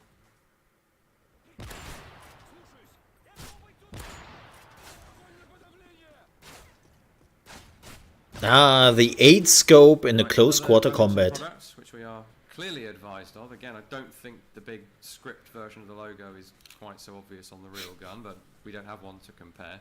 This was I believe, developed for the US military and did succeed during trials to become the new long-range rifle, as we might call it in Britain, or a sniper rifle of the US Army. but something went wrong. Scharfschützengewehr. Barrett Emrad was sort of reselected ahead of it, and that's what's gone into production and is being adopted instead. At the end of the day, it's a bolt-action rifle with a scope in a first-person shooter. They all behave pretty similarly, but this gives you a nice Gucci modern take on a sort of medium power, high accuracy sniper rifle, even if half the time we're running around firing it from the hip and using it almost like a shotgun. Yeah.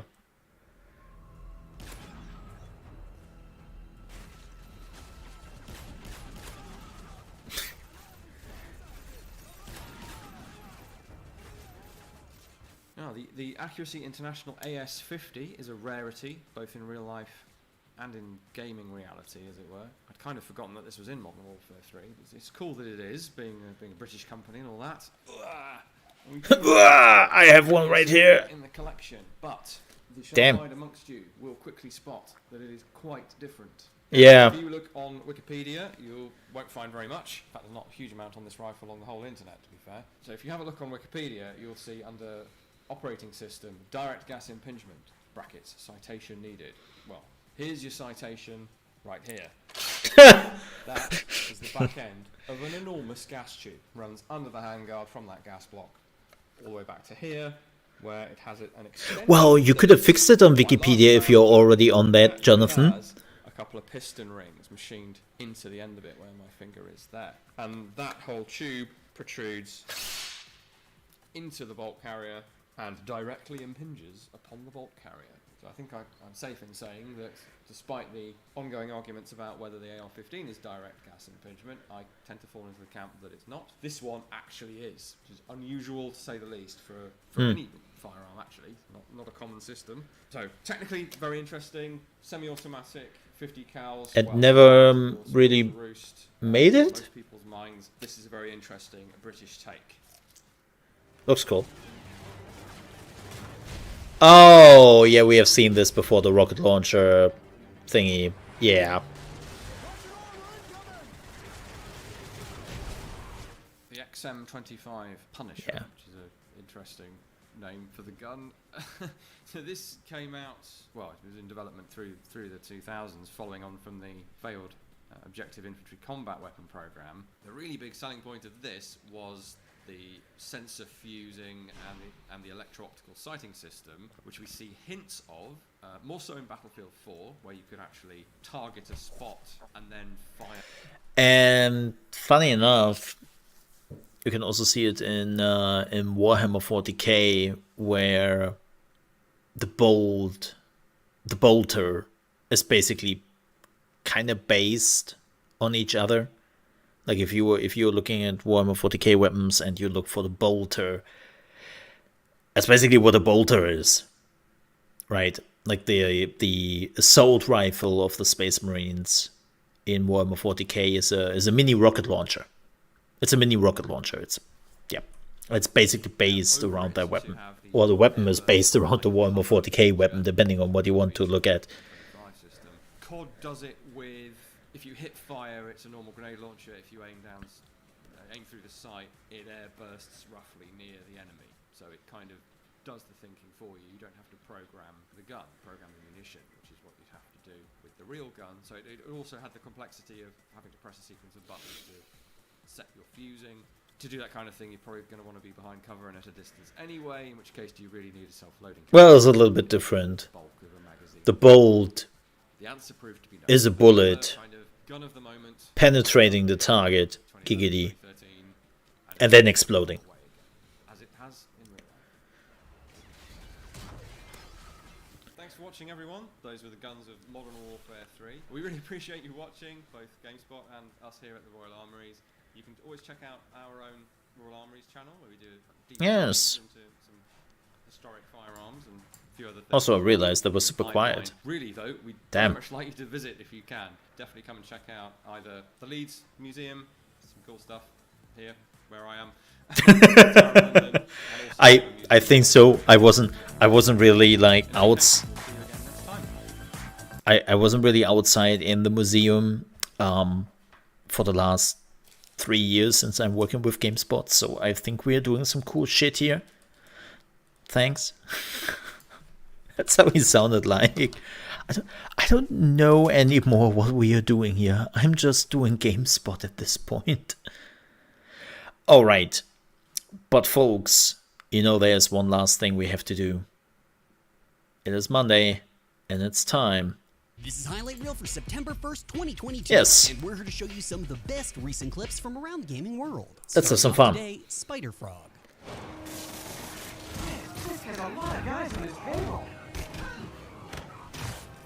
I'm coming, Miss Piggy!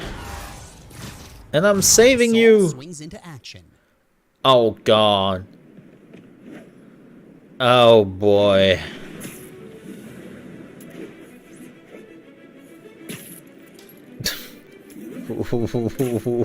Why? So this is where he went after Better Call Saul.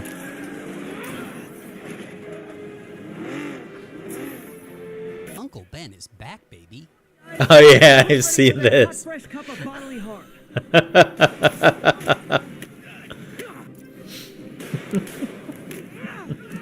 So dumb. Spider-Man PS1 style. Oh. Wow. It still looks too good, by the way. Toasted Shoes is back once again with more mods. He's turned into Shrek. God, boy. Dude, look at Shrek go. Look at him swing. Miles is finding innovative new ways to web sling. For a little while, it was like he was back. He never left me. I love you. I love you, Ma.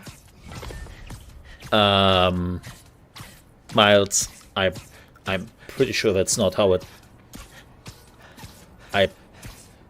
works. Yeah. This is some of the most brutal stuff I've ever seen in Mario Kart. Oh god. The amount of people who are taking Mario Kart super serious is kind of frightening, not gonna lie. Especially in Japan. Like, you think Call of Duty has a bunch of tryhards? Here's Nah, man. Alex reminding us that Madden never changes. Oh yeah! It is so bad that even the athletes who are in this are like, next time I call you, don't call me. Like, I don't wanna be part of this anymore. Like, apparently even the athletes have enough of this bullshit. After you. So, Come on, Yay. Romeo, follow me.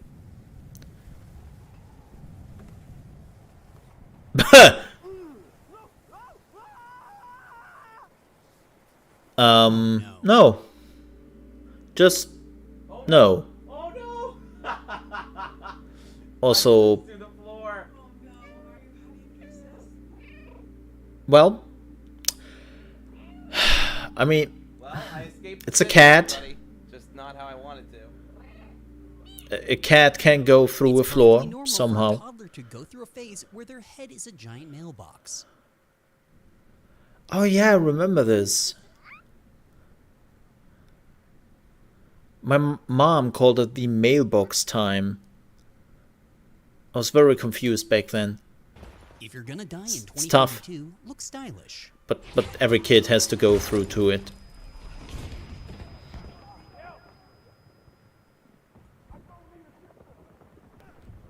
This looks perfectly normal to me. Tactical espionage action. I remember that. I feel like it's just. Oops. The Nikita was so OP. Oh. Well. If you can use it. I think everyone has done that once in Metal Gear Solid. I would have to lie if I would have to pretend I never did that. Finally, it's Jeff's time for a close-up, Yeah. right?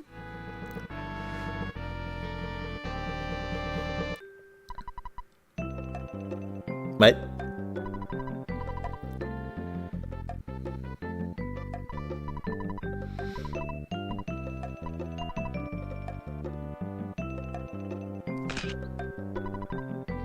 move along.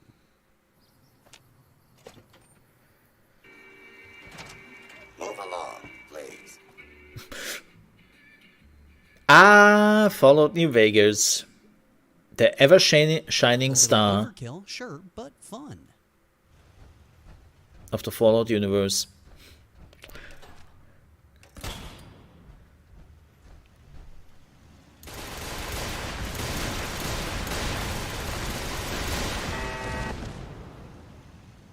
Great use of the grenade. It deserved it.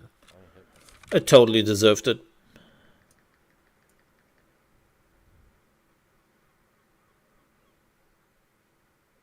No way.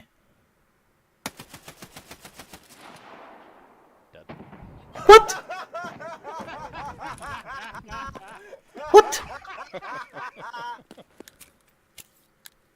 I wanted to be nice, but I was like, ah. Well, they started shooting on. What happened here? Utah is very protective.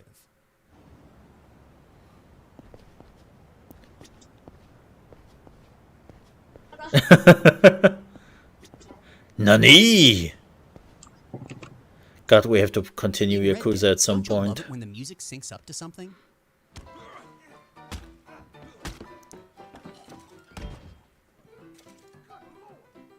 GTA 4's water physics was so advanced, it let you do this with a helicopter. Yeah, I've seen this on Twitter. You could push the water away on a shallow river. Yep. I never liked GTA 4, interestingly enough. They I almost didn't got like kidnapped GTA while 4. AFK.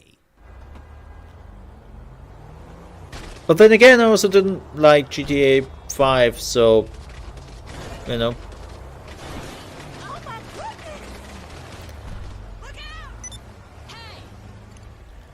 Rude. They will never hit a flick like this ever again. I do. I see floating. Who would leap her? 100 gen.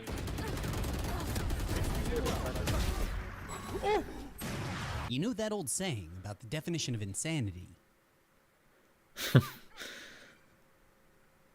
Which, by the way, is not an Einstein quote. What? Always make sure to check your corners, lads. Wow.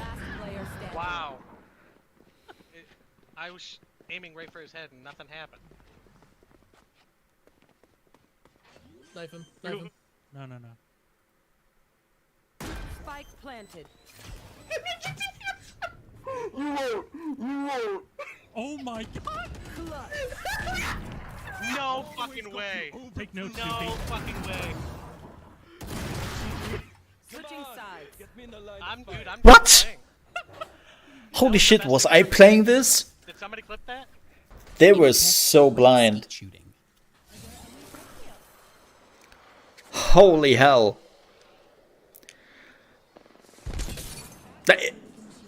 That's like me level of blindness. Folks, I don't know where the enemy is. It's not here. I swear it's not here. And the enemy is right in front of me. Wow. How is their Elden Ring playthrough going? I hated that fight so much. You didn't have room against those shitheads. That's some nice cheese. I like it. No! Oh my god! I don't think it's possible to cut it any closer than this. But the game is cheesing you instead. Alecto was a bitch, but gave you the most, like, the most insane summon in the game. God, the bosses I could just brain dead kill with that summon. Wow. How is he so bad at hitting him? Hey, Tarts, how are you doing, man? Wow. Man, Saints Row is held together with glue. Here Oh, yeah. is the. Oh, go back. Go back. No, Somebody's y'all playing saw this y'all on saw their HDR. This is not on an SSD. Ooh, things are popping in. This is what happens when you are playing your games on an HDR instead of an SSD at least, In a or bus. NVMe too. Incredibly dominant C4 technique. Like, don't do that. Oh! Wow. A bit of T-posing.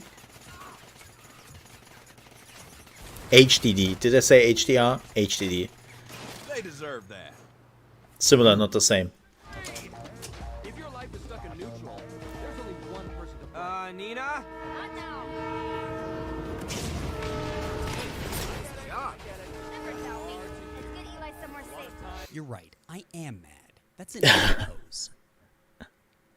Yo, I'm in that development phase already. I can't move. I can switch weapons. Yo, this is like Fortnite. You get to T-pose. Oh my god. It's the emote from Fortnite. Man. There's so many people up with that line. Welcome to the desert of the real. Yep. Another one playing on their HDD. Cannot keep up.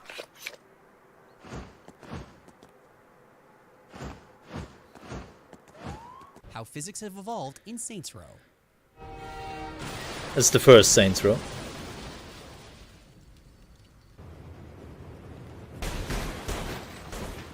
This is the new one. Honestly, they're having a great time.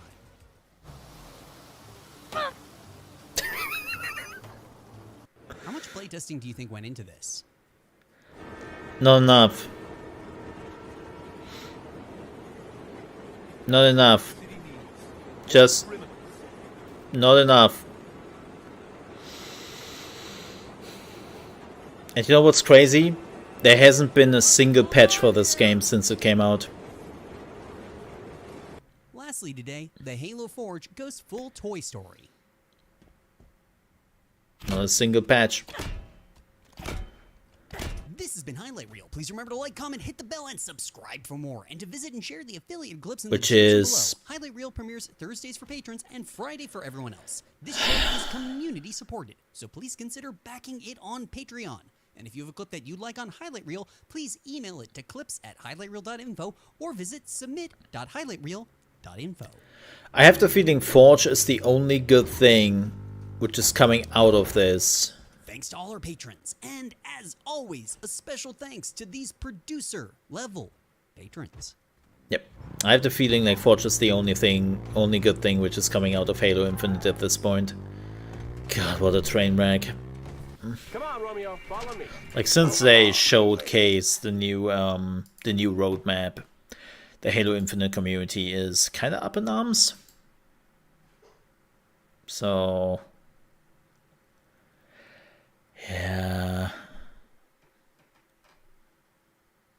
And to make it worse, over the weekend, somebody managed to get local co-op working through a menu glitch. Think about that for a second. The mode, which is too tough to do, and they had to cut from the game, can just be activated through a glitch in the game.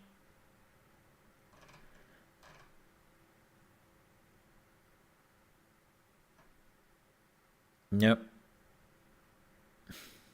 So I have to finish Halo Infinite. It's kind of weird. We did a Halo franchise playthrough before Halo Infinite came out, because I've never played Halo through the campaign.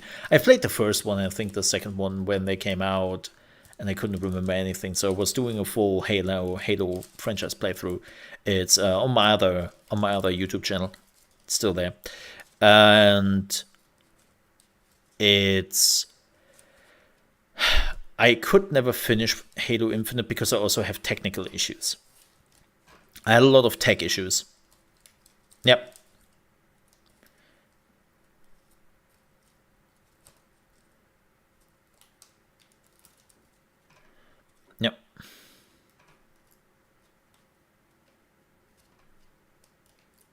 And hey, Simon. Good day to you.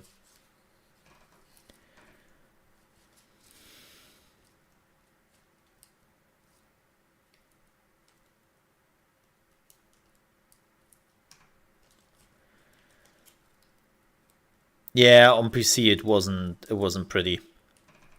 It had weird kinks and quirks. It was very weird. It made sometimes zero sense.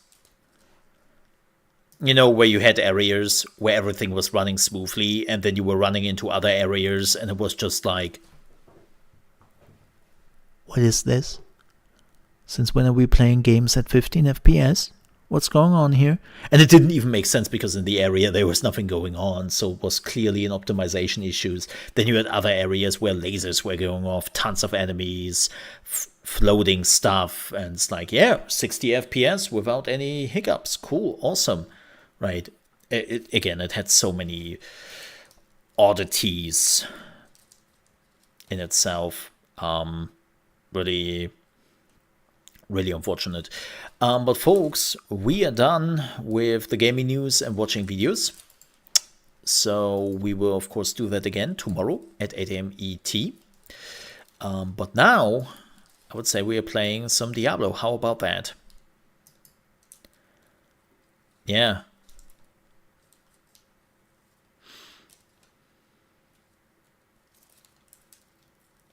Yeah. So let's play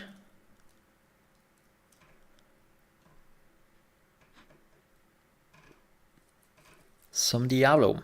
And if you're like, wait, why are you playing Diablo and not Saints Row or not like Destroy All Humans 2? Because my OBS is bogged.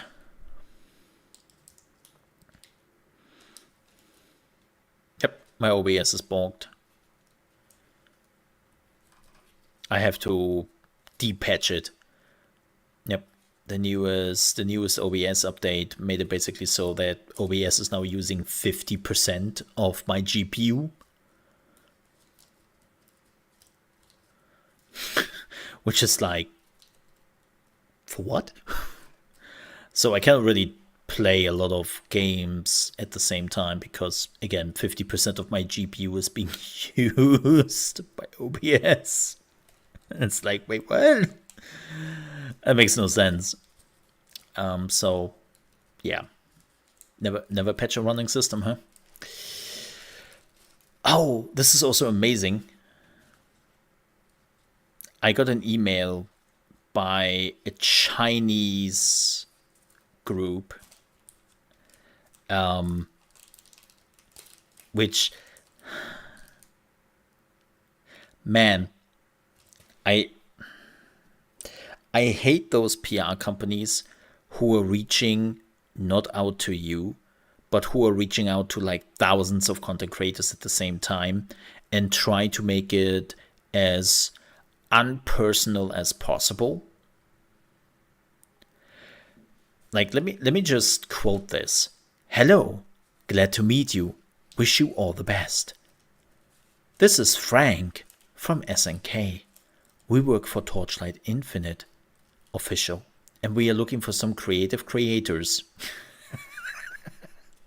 Some creative creators or players to establish creator ecology for Torchlight Infinite. And we're happy to find you are creative, and we want to invite you to participate in ecology. Okay, first of all, the person who is writing me is not Frank. The person who is writing me in the email is Chen Si Hao. Dude, stop using a fake Western name. I can see it in your email that your name is Chen Si Hao. I can read. I'm not blind. So just use your last name or use your first name. Also, Frank.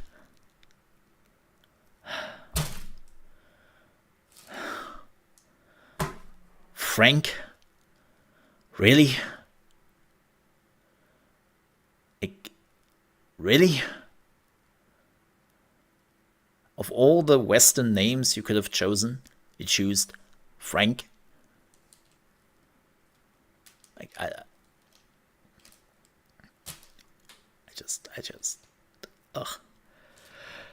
But yeah, they're basically like, hey, play our game, make content for it, then we give you money. I'm imagining Frank the Chicken trying to bamboozle you through email. That would be funny. That would be funny. Like, I don't...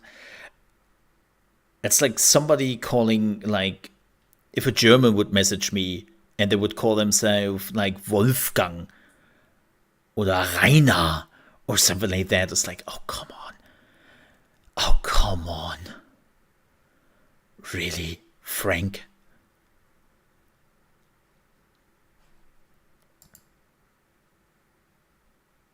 But yeah, it's like, I would assume it's also a fake email. Like, it's also relatively bad English. Like, nobody is writing like this. Like, whoever choose this company to do global creatorship stuff, like, no. No. Also, another thing, look,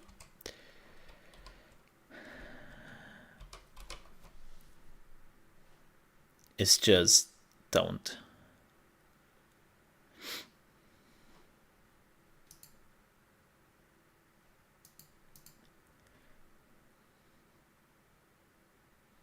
Just don't.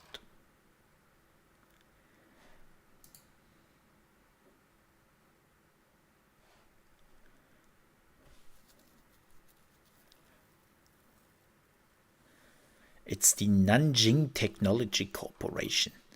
Yes. Which looks very weird.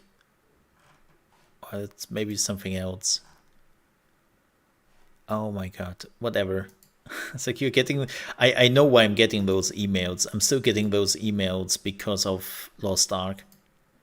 Man, the amount of spam emails I got from like random Chinese people who want to work with me now together for their game. And of course, Raid Shadow Legends. Yes, Raid Shadow Legends. Just because of my Lost Ark videos. It's like... You sometimes regret a few things. No, I'm not. I'm actually not regretting things, but... Yeah. Just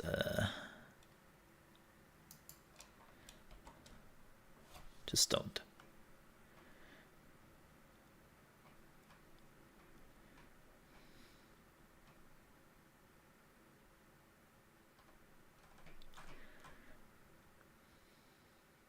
Just don't.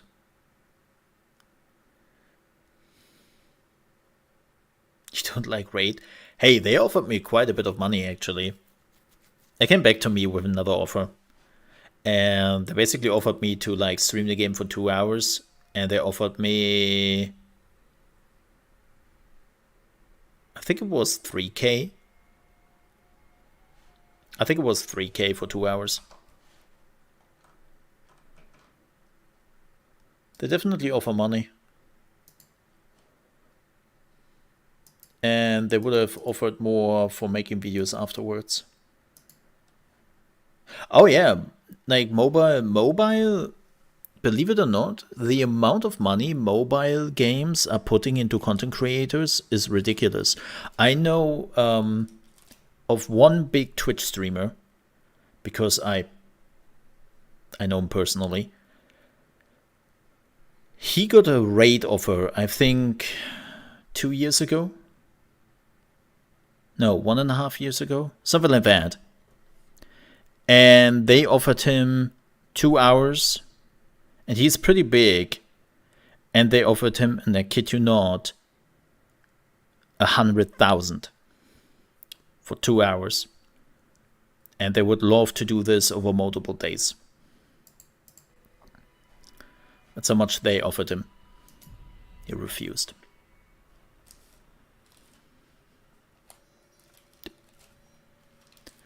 They throw money at content creators, and keep in mind, right now, like when they offered this to me, look, I'm a small fish in a huge pond, and they offered me 3,000 for 2 hours.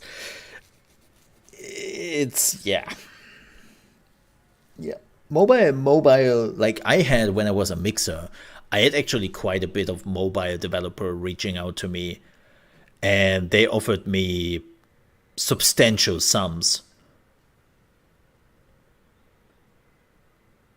Like, I had mixer offers which were far higher than that for some mobile games. Like, there was this, what was it called? Summoner Wars? I think back in the day. I think it was Summoner Wars. And they offered me to stream for 4 hours. And I could split it up like how I wanted to. I could even like play it when I was waiting for a queue or something. They offered me that. And for 4 hours with an option of an extension, they offered me, there was mixer days, heydays. That was the heydays, to make that absolutely clear. But they offered me around 12,000. I think that was the highest offer I ever got. Yep. That was the highest offer I ever got.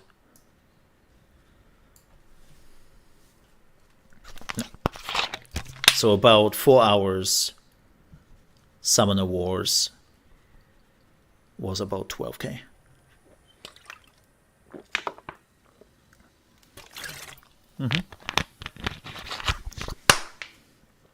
Again, heydays on Mixer. Very different.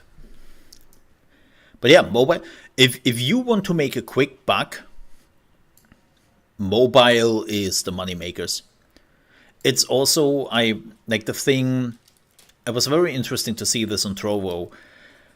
If you were an established mobile gamer on Trovo, the money those people reeked in on a daily basis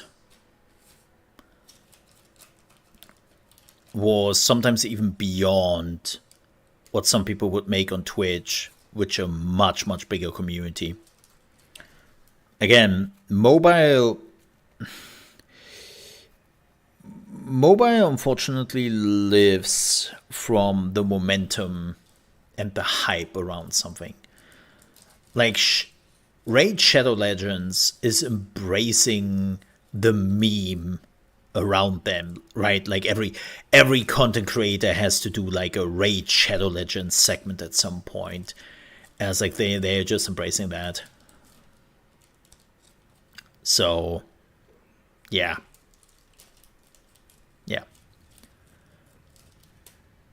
It's and it's worth it.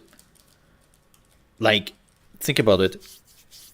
Let's say they're paying every content creator for 2 hours, $10,000, and they're reaching out to 1,000 content creators.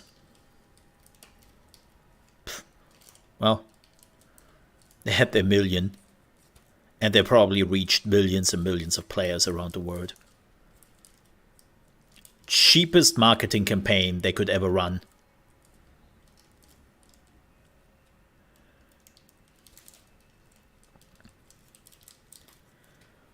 Like, this is what we talked about earlier today, right? That content creators slowly realize their worth, and because of the economic crisis going on around the world, more and more content creators are like, well, you make a shit ton of money, I'm probably more worth than that. Yeah, this is why a lot of content creators, what they are doing is play those games in their queues when they are waiting for a TFT League of Legends queue, especially the high-level players who sometimes have to wait like 10 minutes, right? They're weaving that into their queue time, which is really smart. I mean, that's also the best way to market it, right? Like, you're waiting for your queue, and you're like, okay, what can we do? Right? Like, it's a very smart way to market that. Yep. All right, but let's talk about Diablo 3 here a little bit. So for everyone who has missed what's going on, I am playing a monk. This is the Lightwave build, which I have been running. I got lucky. I got two new legendaries I can utilize. First is the Convention of the Elements, which increases my damage to a single element for 4 seconds. And then they are basically rotating through other elements. And this is actually one of the rings I need for my build. I also got the Kyoshiro blade. I sanctified it. And now it's like the thing. It has a shit sanctification. I need another one. The one I have is useless. Problem is, I screwed myself. And I screwed myself big time. So I didn't know how sanctifying works. This was my first time really sanctifying something.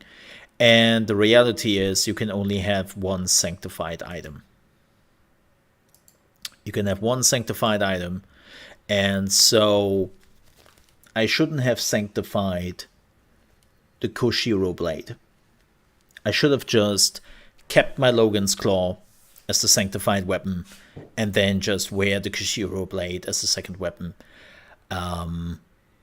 I did not do that. I didn't know that. So I sanctified it and I couldn't use the Logan's Claw anymore, which really sucks because that means I have gutted my actual DPS. Yep. It's still okay. I'm still doing okay DPS, but I've definitely lost some. So kids, only sanctify one weapon because you cannot take it back. You cannot remove the sanctification, or at least I haven't found a way to do it. If there is one, I'm I'm more than grateful, but I have not seen a way to remove the sanctification yet. Yep.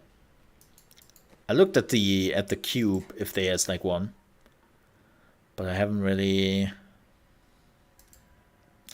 seen anything. So if you know one, let me know. I did farm some keys yesterday, so we can just run some greater rifts.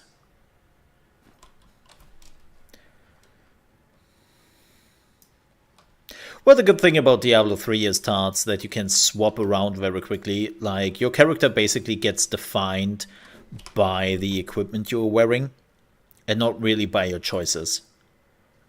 This is actually one of the things I find really boring about Diablo 3, is that you can just switch whatever you want at any time, right? So it doesn't really matter what you were doing with your skills and your talents. If you think that what you have done is bullshit, then you're switching it around and you define your character through the items you are wearing and nothing else. So yeah, but I don't want to reforge it. I want to keep the item. Like, if I reforge the legendary, it will become another legendary. Right? Is that what reforging is? Or is reforging the stats? Does it reforge the stats? It does reforge the stats, right? I think I'm missing some West March Holy Water. Yeah, shit. Have to do that. Let me run some West March mission very quickly.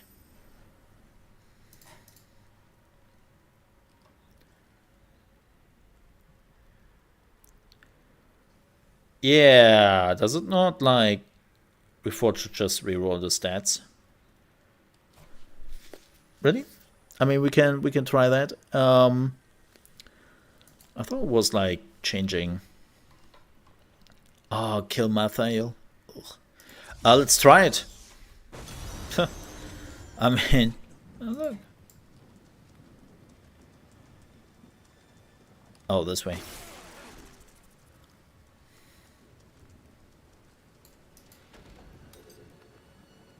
Oh no, I don't wanna put an angelic thingy on it. You can, here's the thing. You can always put, like, if you put an angelic thingy on an item, you can do it again. You can do it again. Like if you are not getting the right thing out of it. Oh. Hi. Not what I'm looking for. That's a hot booty.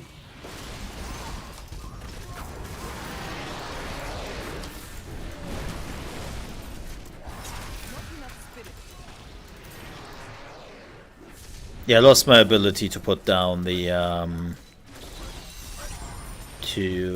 put down the bell.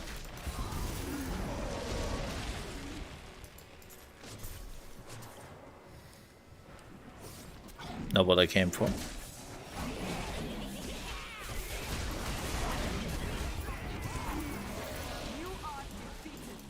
I couldn't move. Okay, does take that.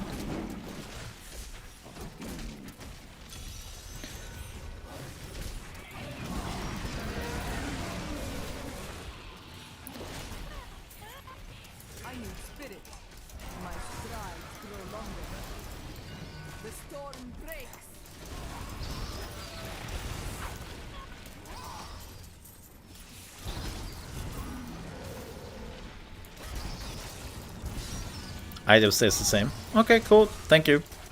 Yeah, I've never used that.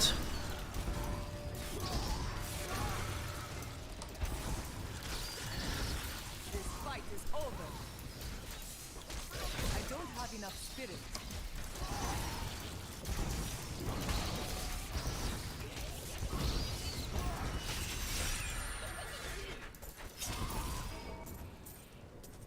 Okay. Well, that was easy. Show me what you got. Nothing. Well, that's not quite true. Okay. Wait.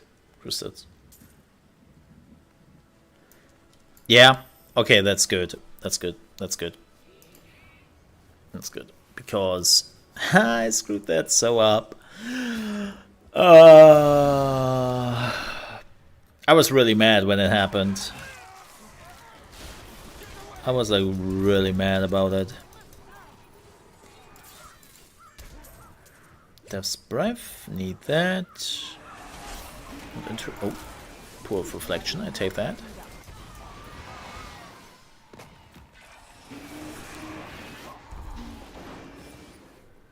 Cop Explosion. I think the strongest build right now is Poison Over for the Necro.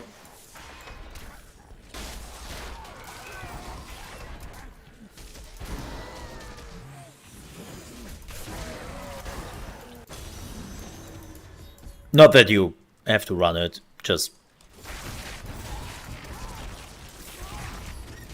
I need spirit. yes you do. Just saying, like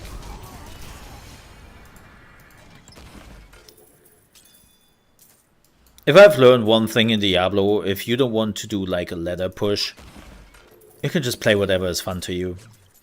Which is one of the upsides of Diablo for sure, or Diablo 3. Like, I'm really curious how it will go when Diablo 4 is coming out and talent trees are back, right?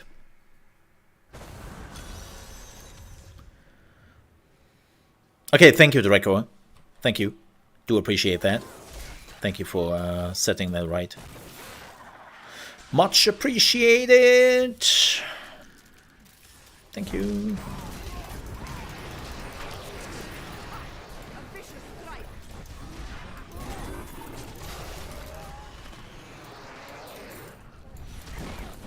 Explosions! We need more explosions!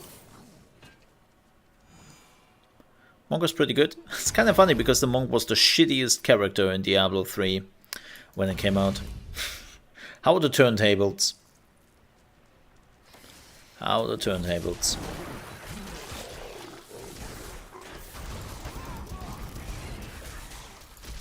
Monk was so bad. You had to go on complete defense for the Monk to work. And even then it was shit. Oh, it was so bad.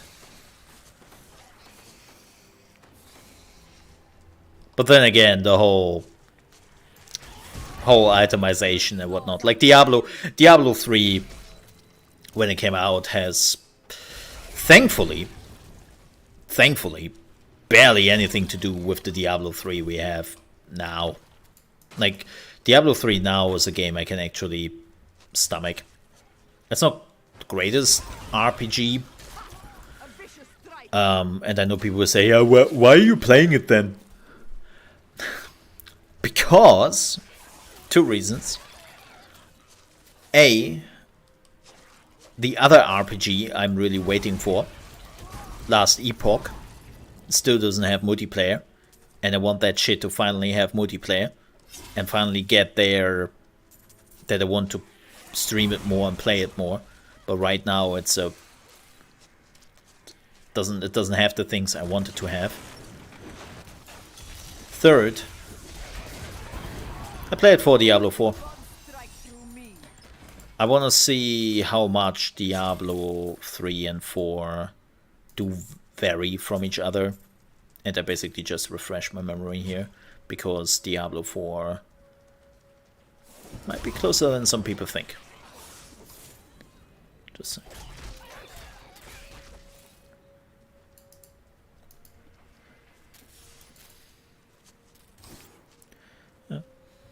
But yeah, Monk is, thankfully now it's pretty good. As I said before, I'm not claiming that this is here my idea.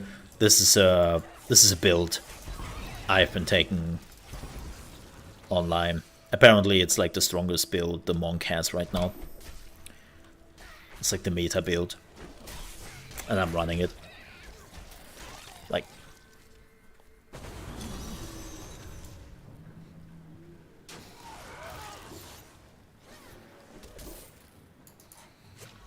not pretending that this is my idea.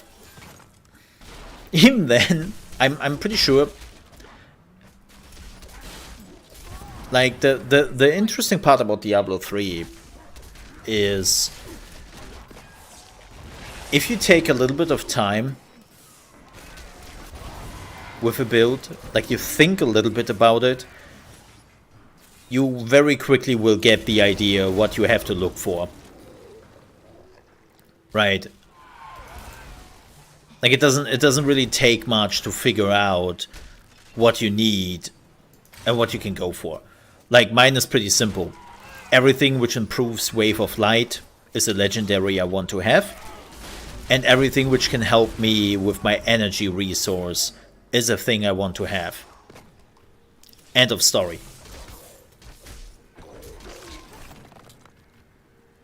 Like, that's it. Like my strongest, strongest character, the Crusader.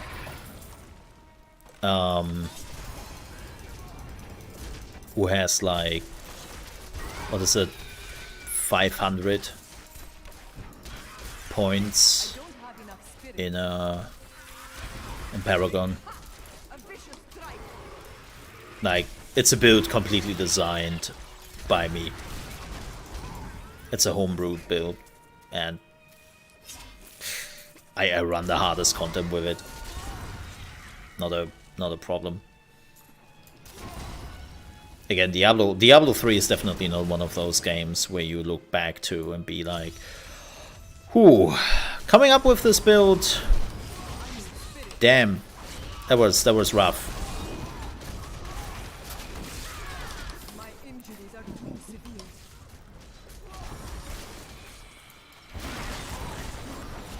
Also, Adria, where are you coming from, bitch?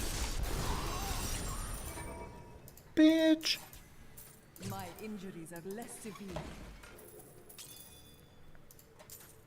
She came out of the chest. Ina Mystic Ally. Man, the amount of...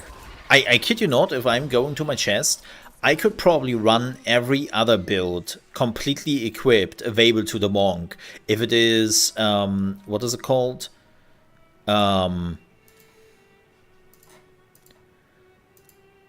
The Way of the 100 Fist or Fist of Thunder build. I could run that. I have the set for that, the Lashing Tail kick. I have that. I have the Sweeping Wind. I have like all the set items for that. Like I could just run, and I have also, I think, most of the set items for the ally build. Like, oh great, cool. And I have apparently the build which is the hardest to build because you need like some really specific items. And well, just as my luck has it, those items do not drop. So awesome! It's going great. It's going great.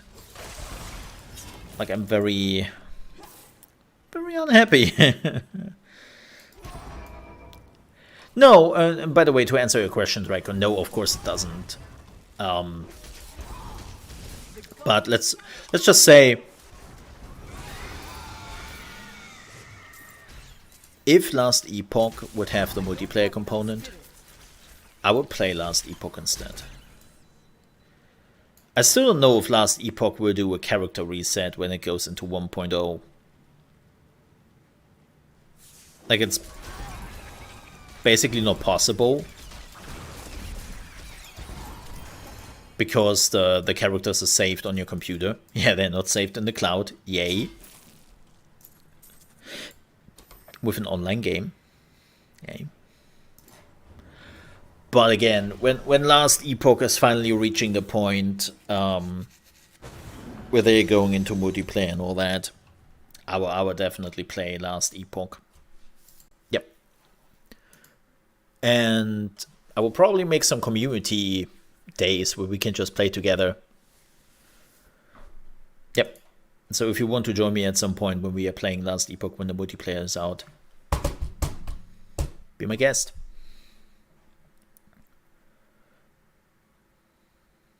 Yes. I will not do that though. I will let them figure that out.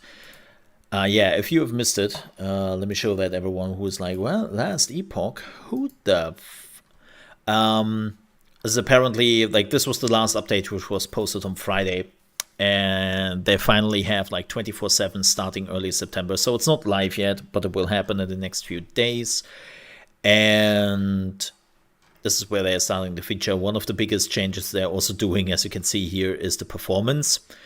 And let's be real here, that's freaking needed. Like, Last Epoch, when it came to performance, yowzers. I can overlook those things, but believe me, you notice the micro stutters and lags and whatnot. Like, you can see it here in comparison, right? Like, just look at those FPS just going to shit because of some attacks.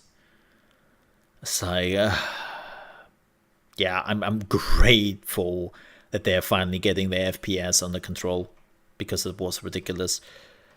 They work on the melee bow and throwing damage. This is a very interesting thing, because one of the characters I'm playing right now is a Xayah build. And yes, I mean Xayah from League of Legends.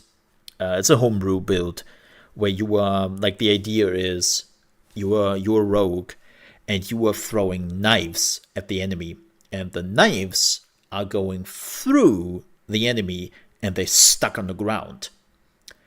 So you are throwing hundreds of knives at the enemy super fast. They're all stucking on the ground, and then you recall all the knives back to you, and when you recall them, they are doing damage again. It's a build I came up with, and it works. I'm doing end content with it. Took me a while, but the problem is that throwing damage, was a massive pain in the ass for a lot of things, because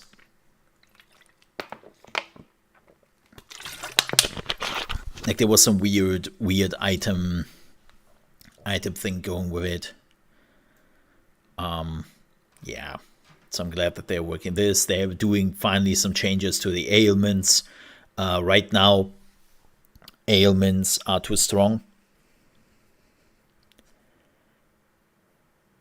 Right, and it was also sometimes tough to see like how many ailments you had on the enemy. Like as they say, the 15 stack limit for ailments on the enemy health bar UI has been removed, which I'm super grateful for, because you reach 15 stacks and the game was like, all right, you reached 15 stacks.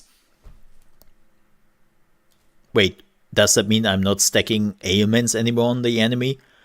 Oh, no, you were still stacking those stacks. We are just telling you, or we don't tell you how high those stacks are. It's like, what? But I think that's a very important information. I think I should know that. No.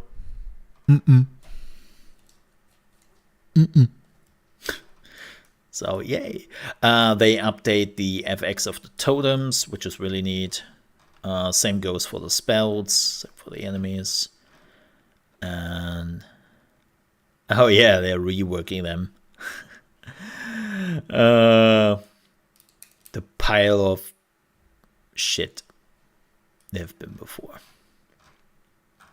So yeah, I would say that maybe in October, not in September, but probably October, we will finally get the multiplayer update. That would be really neat. I would love that. Yup.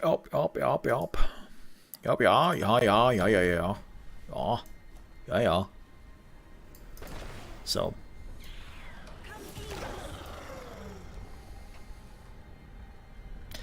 But yeah, then the next action RPG,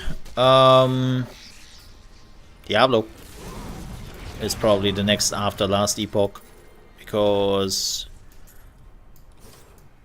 Path of Exile 2, don't really know when. Again, GGG has to fix up there are other issues right now. And I wouldn't be surprised if they need some help from some of the PoE 2 devs. Oh, come on. Just jumped right into that, huh?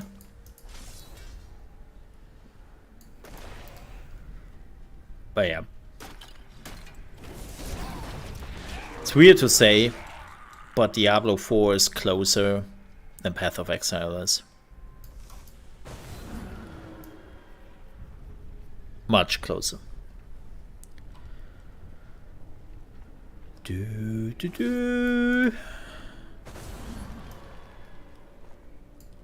One of the things I want to be back in Diablo 4 is the adventure mode.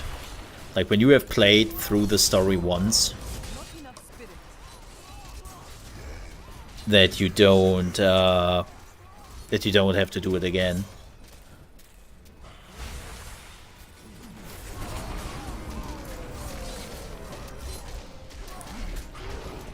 Are you going in phase 2? Thanks. Dong.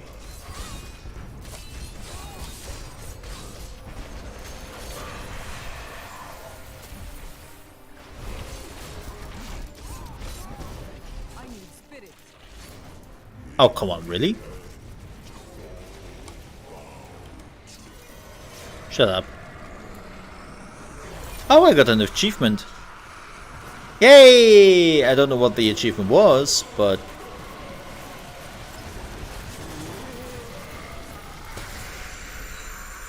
Not even a legendary, dude? Not even a legendary? Let me see, what do we got here? We got Momentum Ori, kill Mathael at max level without controlling enemies or Torment difficulty or on Torment difficulty or higher. Okay. Cool, I guess. What was the other one? Kill Mathael at level 70 on Torment 5 difficulty or higher. Huh. Okay. Whatever. Yeah, man, Draco. Like,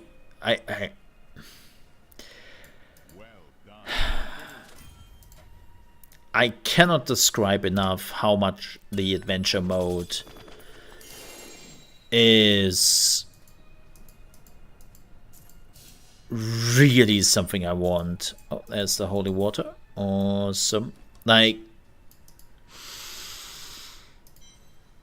again, I don't have much I can complement Diablo for.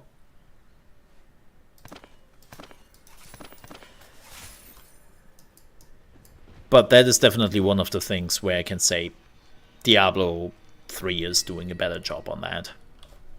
What is this? Gain an aura of death that deals of your life per second damage to enemies. You no longer regenerate life. Well, that's bad. Enemy slain while fear die in a bloody explosion for 800. No. No. So, oh, awesome. I can also, oh, this is also super important. Where's my gem? I can finally, I think, upgrade the last royal. I think I can get the last royal emerald, which would be fan-flippin-tastic. All right, so let's do the QB cube. Ooh, Reforged Legendary. Yeah, that's the one, right? Fill.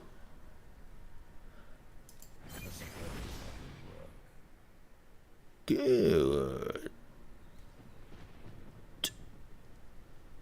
Good. Awesome. We don't have a cube. I don't have a cube. Okay, because then now I can do this. And I can do that. And we are now doing tons of damage. Oh, I don't have a cube anymore, right? I used it. Shit. Shit. Shit. Shit. Shit. Shit.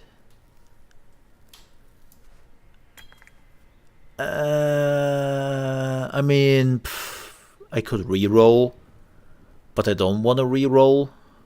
Oh, this is doing arcane damage. Oh no! Arcane damage. Oh, that's bad.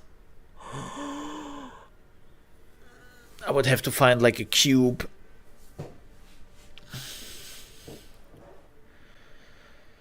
I have to switch it to fire damage, and I have to find a cube thingy to put a gem slot in here. Fudge. I don't have one. I have to find one. Okay.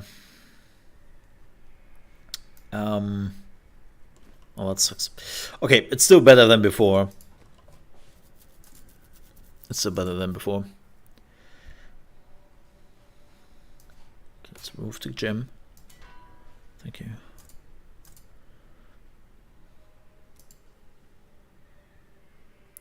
That is the last. Boom. Okay. So, don't need this anymore. Lost. Yeah, the story is okay. I would say, but first let's set some points here. I'm finally done with my first Paragon thing, so that's great. Yeah, let's see if we can get one in here. Let's see if we can get one in the cube.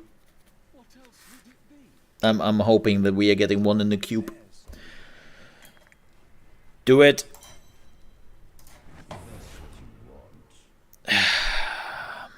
No, I don't want to, but I have to. Let's go. Do it. Hit me. Let's see. I'm much stronger now. Oh yeah, I'm now putting my dongs down. My dongs? My dongs.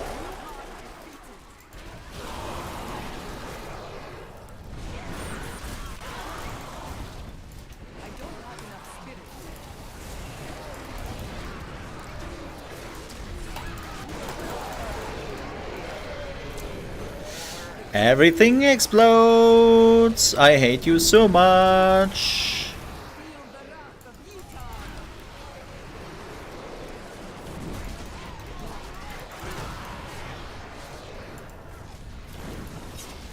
I don't know what that is. What is that? Oh, cooldown removed. Okay.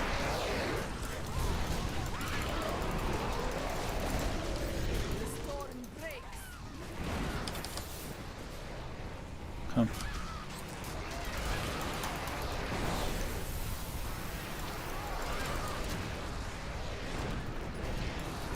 Why are you doing this to me? I hate you so much. And now they are freezing because they are freaking assholes.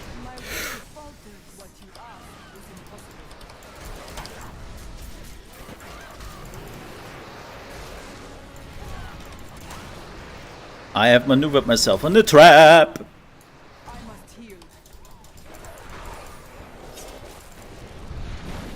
I got overwhelmed. Ah, shit. I got overwhelmed. Alright. I mean, this wasn't bad. I think 60 was pretty good. I reached 33 last time. I think that was pretty okay. There's an angel thingy. And a whispers of Torment. Wasn't too bad. That wasn't too bad, wasn't it? Okay. Cool. Did I got a gift? No. I did got a freaking angel thing here, but not really what I'm looking for.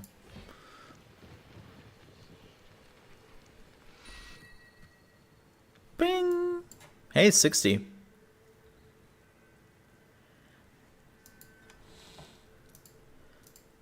I don't know how much you need. Wait, you cannot stack them? Oh, interesting. Okay. What do we got here? Oh, the gold skin.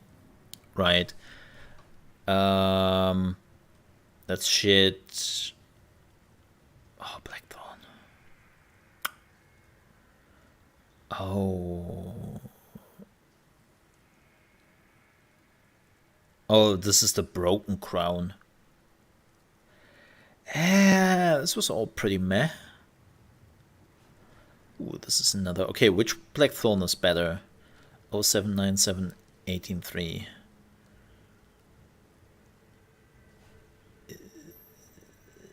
Both pretty similar. Okay. What are you wearing, girl? Oh, this would be better for you. Because you're wearing shit. Well, then I would guess you're my gold machine for now.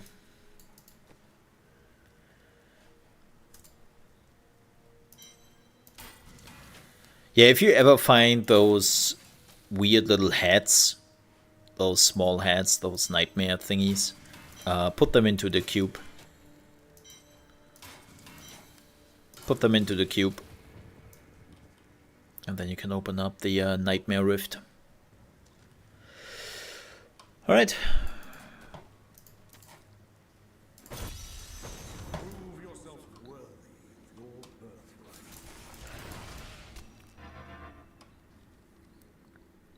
I have to get used again that my that I'm now putting down the belts.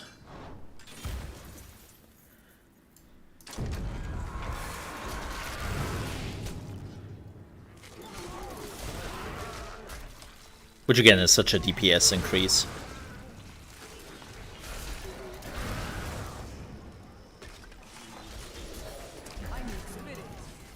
Yes, I do.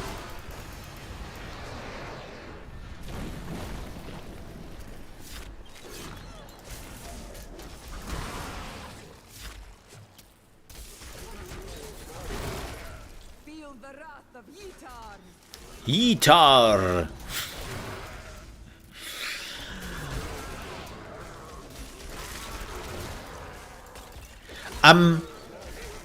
I know this is super early to talk about, and so maybe a little bit redundant,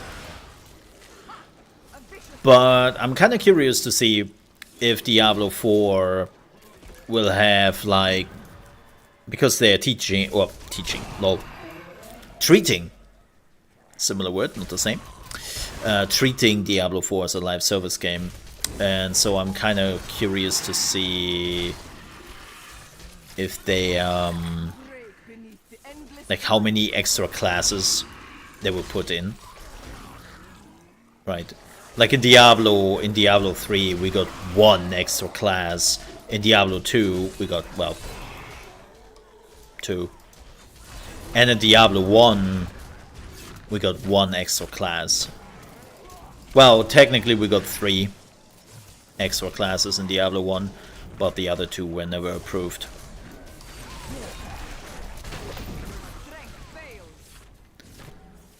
Because the expansion was never approved by Blizzard. But that is actually something we will talk about in my next Diablo episode, which is coming out soon. So we have a Diablo series running on the channel, and we had one last week, which is talking about the Diablo community, and if you actually can call that. But this time we are talking about the history of Diablo and how it became like a relatively troubled gaming series, even though it was super successful.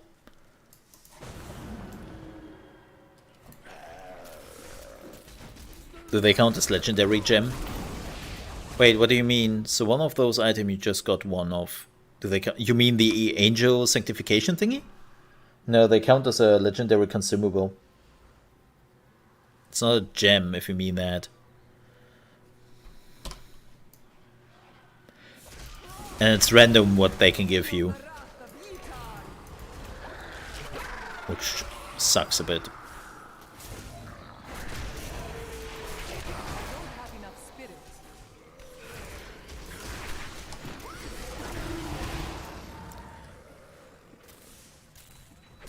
Oh, yeah, they count as gems. Yeah, you can also upgrade them. So at the end of an empowered rift, you can actually upgrade them. Yeah, they count as a gem, but you cannot socket them. It's weird. They are a gem, but you cannot socket them. But you can upgrade them. And now it's like, what? The Rift Guardian has arrived, and he's dead. Oh, well. Some lose, right? We lose some, we win some.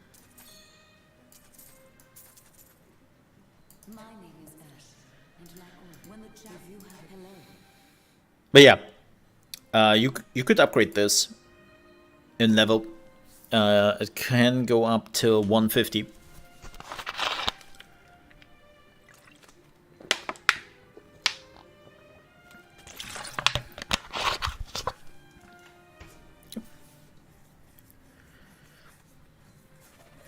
And then it would go up in 1 rank when you would do it. Oh, this one doesn't. Oh, that's interesting.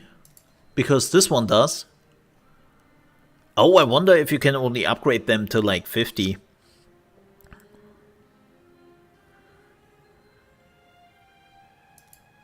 Oh, that's interesting. Because I've only seen this one, and yes, I have done it once to see what actually happens. So this was like level 32, and now it's 33. But yeah, I think the upgrade chance ends at like maybe 50? Maybe 60. That's interesting. Huh. Yeah, this was, I think this was the feature in the last season. And they kept it in.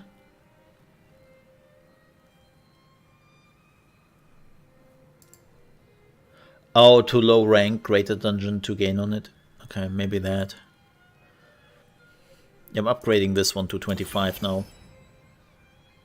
Gaming in the name of the Lord. I wanted to get this. This was important. 60%, that's okay. Does he say and only gets 1 upgrade? Good job. But yeah, no, I'm rather curious to see like how many classes we are getting and which classes we are getting in Diablo 4. I'm pretty sure that depends on how successful Diablo 4 is. Like, I mean that we just got 1 character in Diablo 3, which was, well, technically we got 2 in Diablo 3. Yeah, we got 2 in Diablo 3. I always forget that the Necromancer came in later on. How can you forget that, Mo? Because they asked $20 for it on its own. Those bastards. I still can't believe that they asked that much money for it.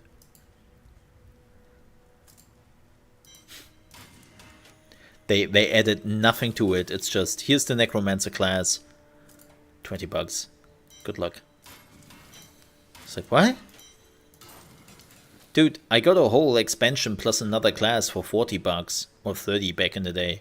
I actually bought it for $7 or so on a sale. So it's like, what are you mumbling about?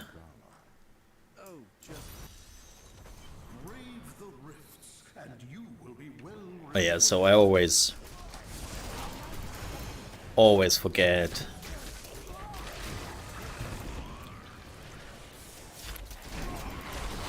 that there's the Necromancer. And again, like the Necromancer wasn't 2, and the Paladin, yes, they call it Crusader, wasn't 2 as well. And technically in 1.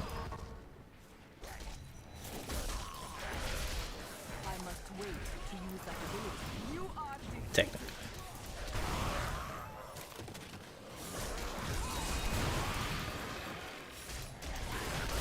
So yeah, I'm kinda curious what they would put in, especially because the assassin they put into the game. It's like a mixture, right? It's assassin slash Amazon slash demon hunter.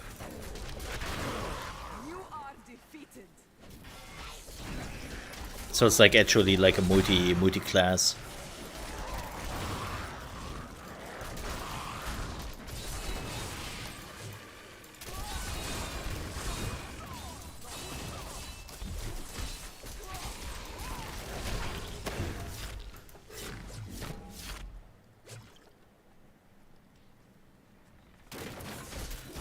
I'm curious if they're doing this with other classes as well. I mean, technically the druid is another mage. We have a lot of mages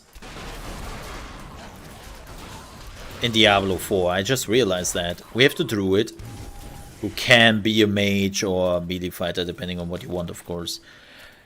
We have, well, the Sorg, or mage, call it what you want. And then we have the Necromancer. And maybe even the Ranger to an extent, who knows. So I'm kind of curious.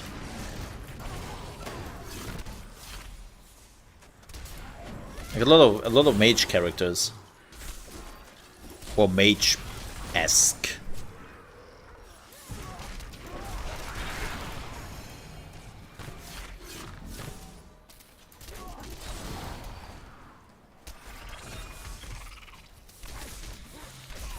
I think the next class we would then get would probably be the Paladin.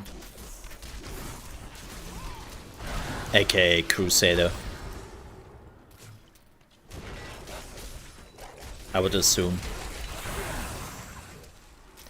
And then, well, then we would have like reached a point where they would come up with something new, because again, the Amazon / assassin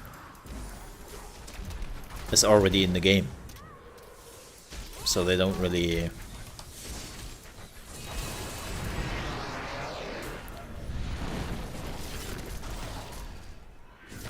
need that. Yeah, I think we would have actually like gotten all classes which are available in Diablo then, in some shape or form. Am I missing someone? Oh yeah, the Witch Doctor. Wow, I completely ignored that bloke, huh? What's a Witch Doctor? Ah, who was playing Witch Doctor, man? Who was playing Witch Doctor, man? No, seriously. Who's playing the Witch Doctor? I hated the Witch Doctor.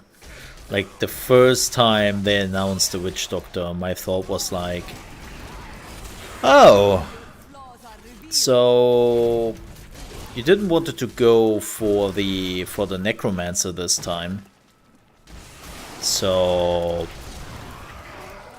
did something similar, but also not as cool as the Necromancer. I found the Witch Doctor never appealing.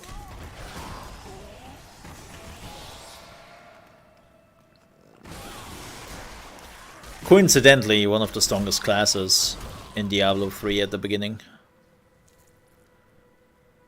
Well, everything which was not a melee class was one of the strongest classes in the beginning. Because if you played a melee class in Diablo 3 at the beginning, you basically just said to themselves, you know what? What I have never done in my life? So you see this huge dildo right here, right? And I will now make it disappear without any lubricants. Ta-da! That was the melee fighters in Diablo 3.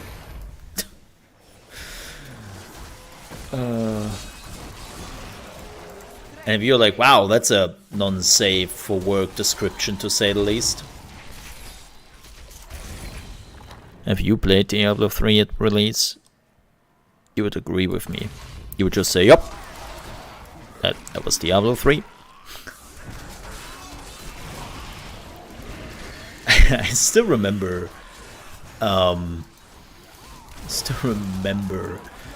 like a lot of the bigger Twitch streamers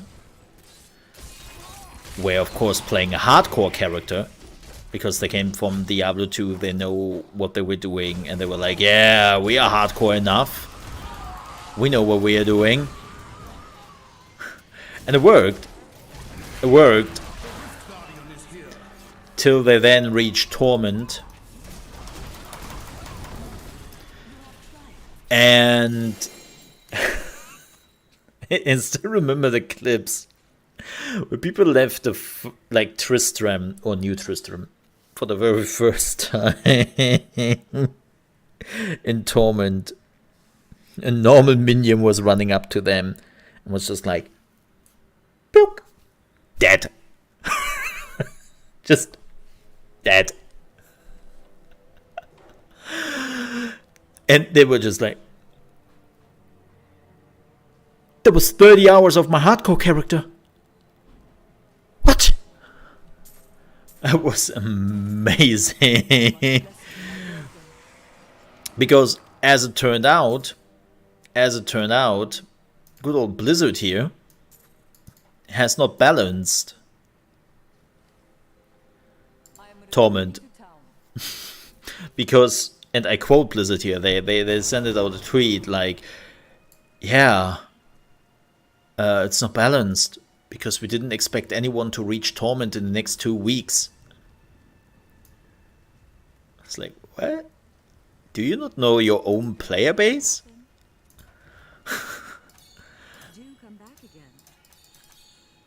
Well, isn't that nice? How? See you soon. That will look nice on you. How can you say that? You didn't expect anyone to reach Torment in the next 2 weeks, and you would have enough time to balance it. I was like, what? Oh, come on. Oh, come on. Okay, be a dick. Fine. Hey, Lemons. How are you doing? Lila Lemons. Lemons, lemons, lemons.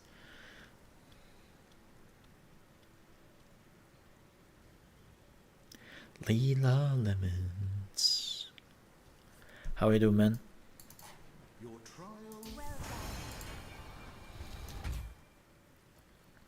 So, yeah.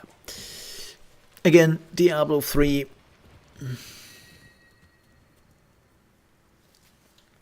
It's kind of funny that in Diablo 2, you can still play through the Diablo 2 content without the Lord of Destruction expansion. They're allowing you to do that. They're not allowing that in Diablo 3. It's a bit like Final Fantasy XIV in that regard. Nobody wants you to play version 1.0. Oh, it's the same I already have. Well, that's not helpful. Yeah.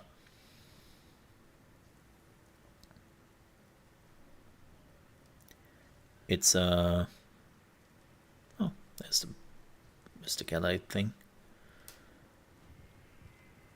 This one's good. But yeah. I think I have the complete Ina set together, right? I think this was the last thing of the Ina set. I think. Look, I'm not. I have to clean this up at some point. There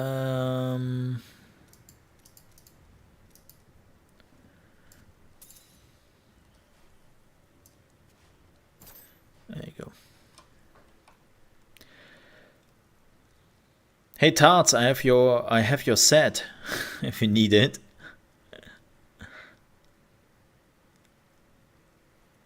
Oh, is this better than the one she has? No. What does she have?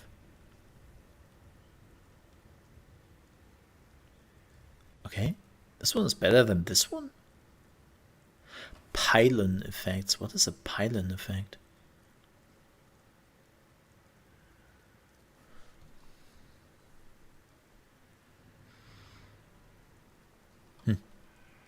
Odd.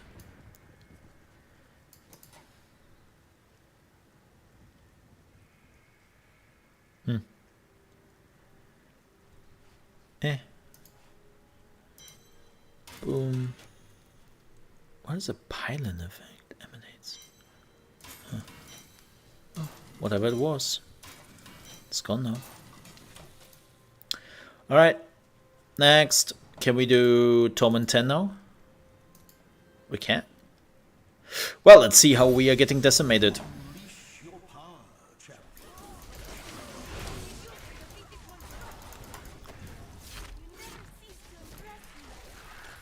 No. Like, the problem is, the higher you go in Torment, it's kind of interesting. It's not damage necessarily. When you have reached like a certain point of power, it's not the damage which is a problem. The problem is you die.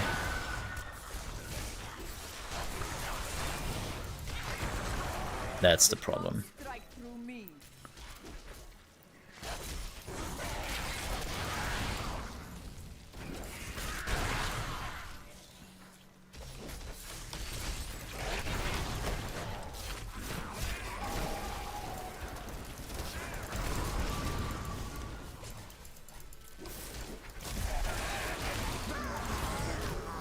Break beneath the endless tide.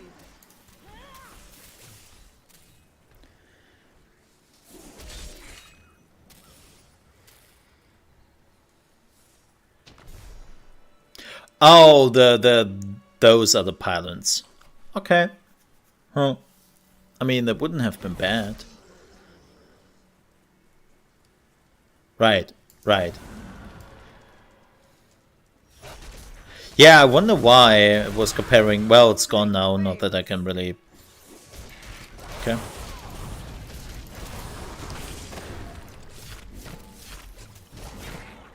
You are absolutely right. I don't know why. Like, sometimes the game doesn't do the comparison for my follower, and I don't know why.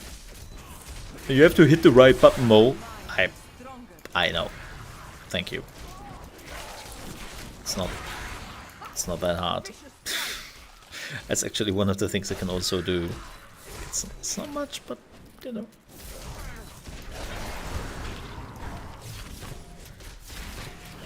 Oh god. Later on I have to help somebody. They're looking for like a language school here in my city. For German, because German is not their main thing. Bam. You know, you would kind of think that those schools have an interest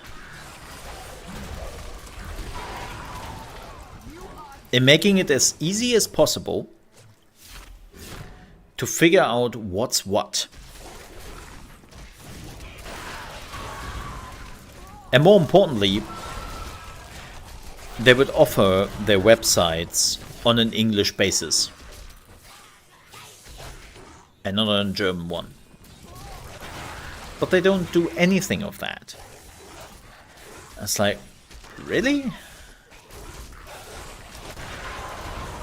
Like, what? It's the same thing like with government here. Like, most of the government websites are just available in German. And only German. That's like, are you serious? Why would you do that?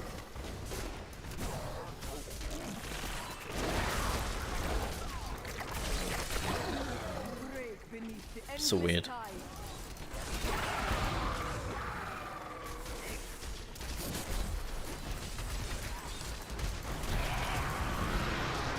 Oh! Man! I was blending out there for a second. Like, seriously.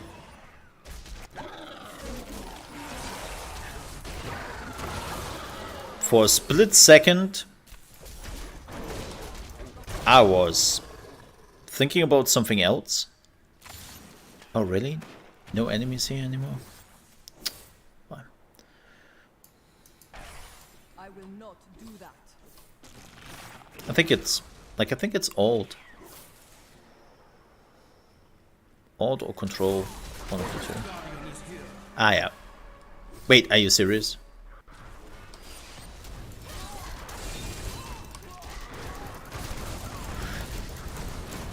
Oh, wow.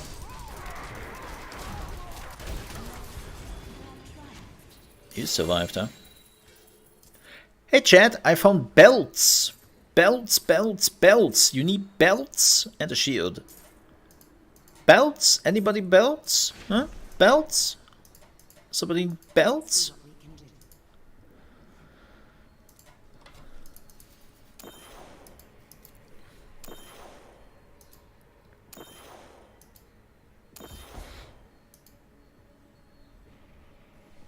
Yeah, that's the problem. Like, you cannot even do that sometimes. That's weird. But yeah, I have to help somebody doing that school later because they really want to like change this language school, and that it's a very annoying process.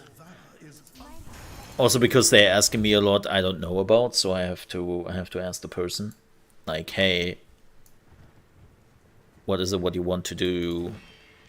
Also, what's your price point? Because some schools are like, you would assume that most of the schools are kind of on the same level on what money they take from you depending on what they offer, right? I was like, no, not at all. Like, I had already seen some schools where they have the same course as, like, here for 6 months it's $800, and then the other school is like, oh yeah, here for 6 months it's 1,000. It's like, what? That's the same thing. It's what? Like, weird. Absolutely weird. But yeah, whatever. This is all shit.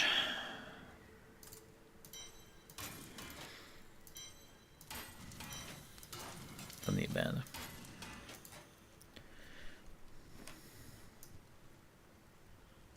Okay. Hello there. Please give me my legendary chest I need for my character. Ooh, that's nice. Not what I need. Have it back. Don't forget, luck always changes. Don't forget, luck What is that? always changes. Lemela's Justice. Oh, it's the Sweeping Wind set piece. Okay. Not running Sweeping Winds, so. Yeah, again, this is the thing I talked about earlier, right? Like, it's so easy to get the right build in Diablo 3. Like, technically, you just have to look for some set pieces or some legendaries who are doing similar things like the set pieces, and then you're just running with it. So you cannot really you cannot really do anything wrong with that. Like, this was my biggest complaint with Diablo 2, right? Diablo 3. This, I cannot afford that. you just have to look at things for a few seconds, and then you're like, that's what I need. Let's farm that. Okay, go. I know. Yeah, I should probably do that, Draco. The problem is I was running out of death essences because I have been using quite a bit of essences to get this one. So, yeah, I'm running a little bit low on death essences right now. That was my biggest problem. Yesterday evening, I was literally getting to the point where the cube was like, nope, come back later.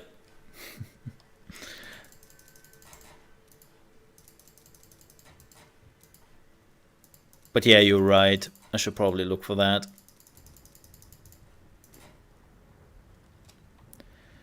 But yeah, like, one of the biggest things, let me show you that super quickly.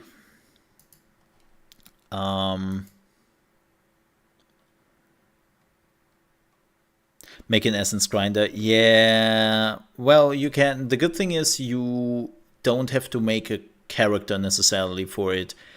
You, like, what they did is you can now just the set, which gives you more death essence. You can give that your follower, right? It emanates now, like the shoulders here, right? She has the shoulders, which allows me to teleport back through the town portal without being interrupted by the damage. And you can do the same thing with the set items now. Like everything which emanates. Yeah, I know, it's a crafted set. Yeah, no, I should probably do that. So I can get, and the same goes for the keys. Same goes for the keys. If we want to have a higher chance to get an additional key out of it. That also emanates. They added that, I think, with the last one? I think they added that with the last one, if I'm not completely wrong on that.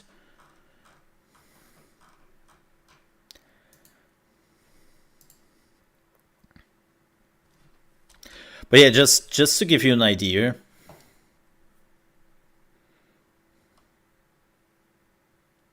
Yeah, I should do that. Thank you. For everyone who is interested, this is how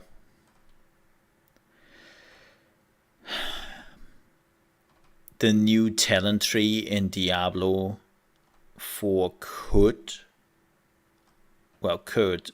will look like, but feels different. Let me show you that very quickly. What you will see here when it comes to the perks, this is not official. All right. So, but this is how the talent tree will look like in Diablo 4. It's a real tree, I know. And you have things which are going down, and then you have things which are, like, the things which are going down are basically more like general improvements. And those are the things where you can get, like, sometimes specific on where you want to go. Right, if you want to go like ice shards, and then you can decide like which points where you want to put in ice shards and where do you want to go with this. And some of the things are actually going into like some other skills like the blizzard and some stuff. Like this one is much more in depth in where you want to go and what you want to do and how you define your character in Diablo 4. Yep. Which I appreciate. Like as I said before, like Diablo 3 is too much honed around the idea of your character is defined through your items and not through your character progression.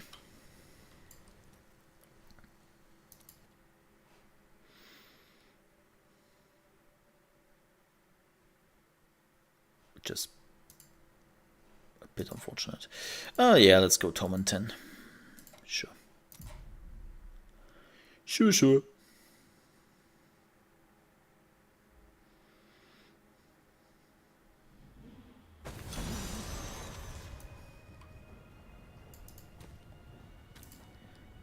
So, yeah.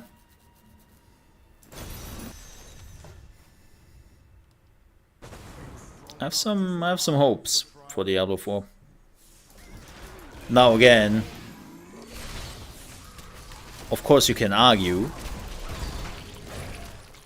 that after Diablo 3 and well, Diablo Immortal,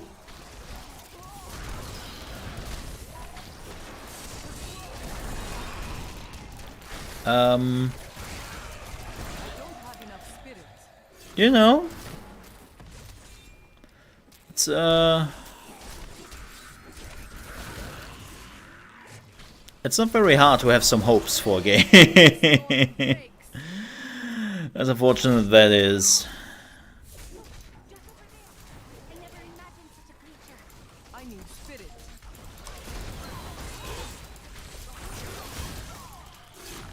Just saying that. Just putting that out there. Normally I'm on tier 10 way before I can clear tier 10 Greater Rift. Since either. Oh yeah. I'm not playing this optimal. I know. I'm not.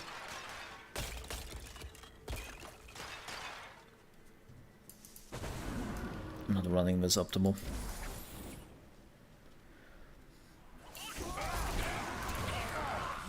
It would probably easier to just run in Torment 1, farm super quickly like all the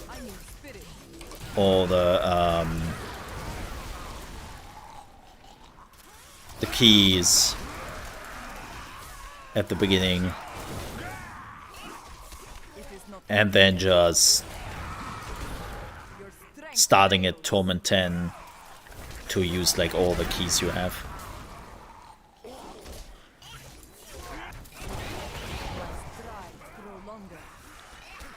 I can totally see that being a very valuable tactic.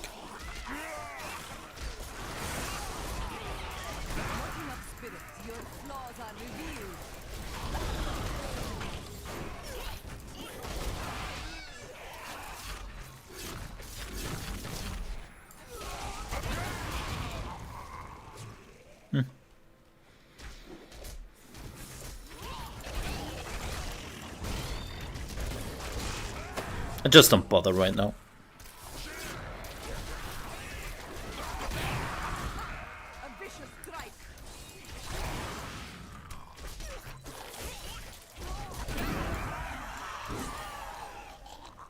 Also,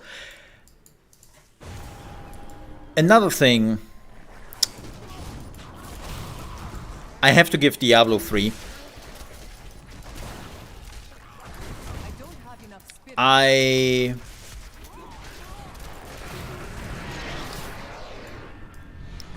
In Diablo 3, I always feel like you are progressing already pretty fast.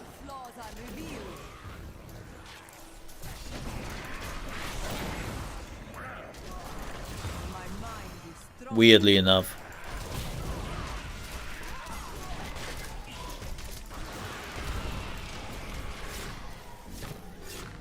Like, I already think you are progressing pretty fast in Diablo 3. You know. In comparison to PoE, where you need like... Oh shit. Where you need like 30 hours.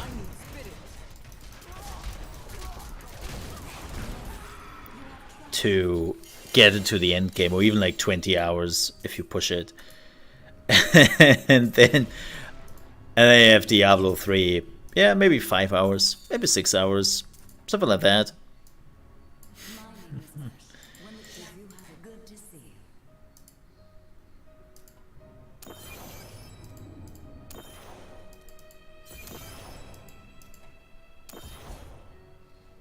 It's like, yeah. I never feel pressured in Diablo 3. Like, that is definitely one of the things I really enjoy about it. Like, it doesn't feel like I'm falling behind, it goes too slow, or I'm not making any progress whatsoever. I think the Paragon system is also helping with that immensely, because even, like, I now have runs where I'm not getting the items I want. Right? Like, you can see it right now in my inventory, I didn't get a single item I really want. I might just got something for the enchantress.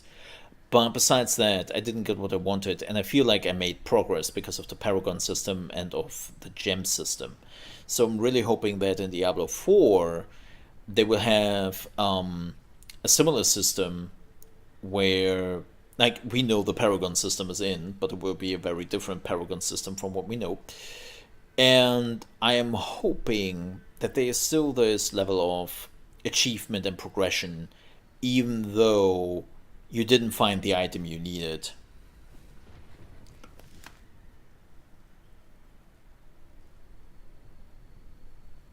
Right. So... I'm kind of hoping we are keeping that. Now again, this would be a live service game. I think this is the one I want, right? No, this is not the one. Okay, it looked like the one I wanted. Excuse me. But it isn't. Oh well. We will not salvage that anyways.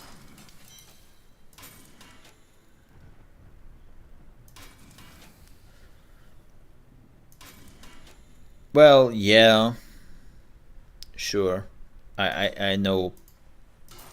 But it still feels like the progression in Diablo 3 is pretty nice. You know.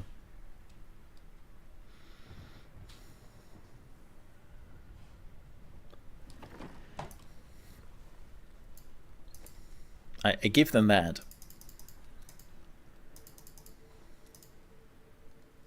Now, of course, that also means you're reaching ceilings much faster. I will be honest.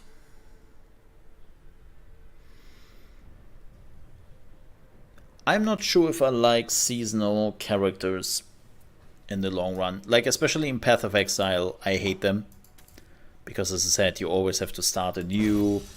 You always feel like you are losing after something is done. Like, yeah, people will say, well, Mo, you don't have to make a seasonal character in PoE. Well, I could also decide on missing out on new content. Right? Like, that's basically the decision I have to make. Going seasonal or missing out on new stuff. And I like new stuff. But I'm not a huge fan of, like, building a character for quite some time. And then after 3 months, that character, it's not disappearing. But it becomes more useless. Because as said, you want to keep up with the newest content. So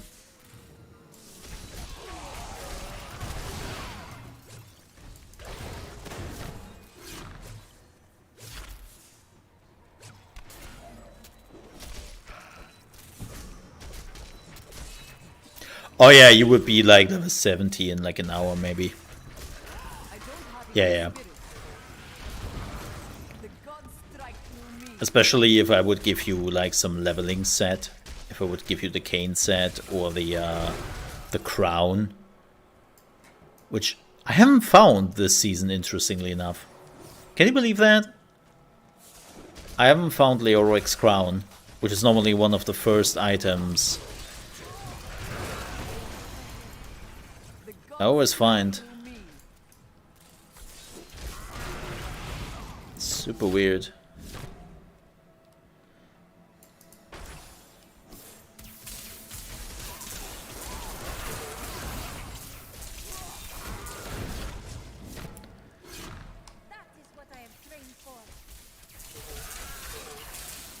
Is it? Is it though?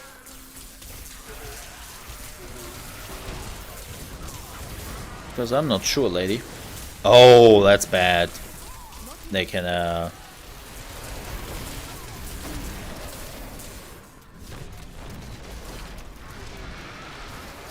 they can hold me in place. That was pretty bad.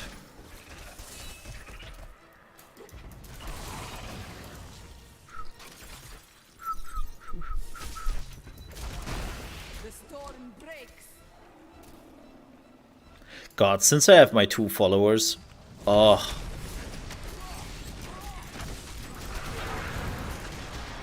Oh. My energy resources are so much more manageable. It's still not great. I still have to time it better and I have to be a little bit careful in what I'm doing. It's not a free run. But it gets better. Like, since I have them now, things get easier. I just need my chest. I need my legendary chest. I need that thing. Which I don't have, so Sucks. I need that chest, man. It's, the moment I have that, things would become, again, much easier, and I would become more powerful. Like, just like that. Break beneath the endless tide.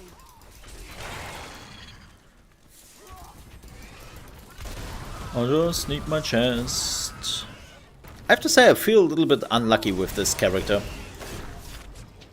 Like, the amount of items, like, normally I'm a very, very lucky player when it comes to getting the items I want.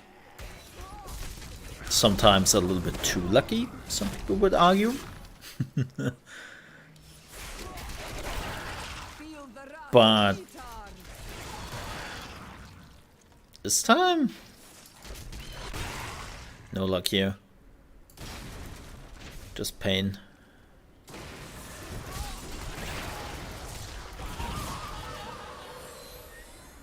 Just pain.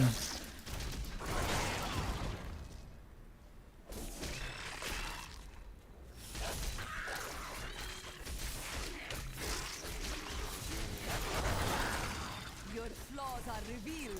The Rift Guardian is here. Ah! Wait, I'm coming back. I'm coming back.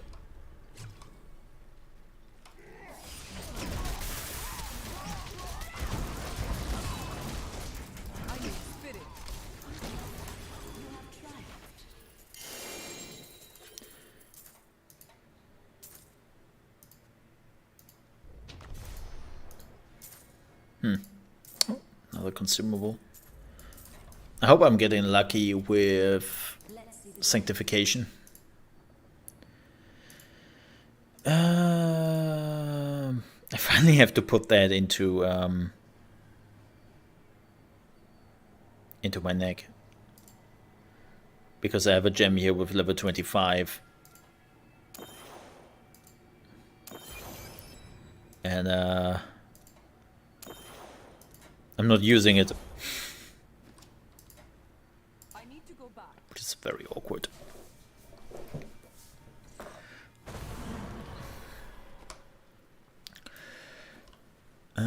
Ba-boom. Okay, what do we got here? The Eye of the Storm. Now, wow, that is absolute dog shit. Wow. Okay. Hound of Vaxel. Summons a shadow clone to your aid when you stun an enemy. Oh. Oh.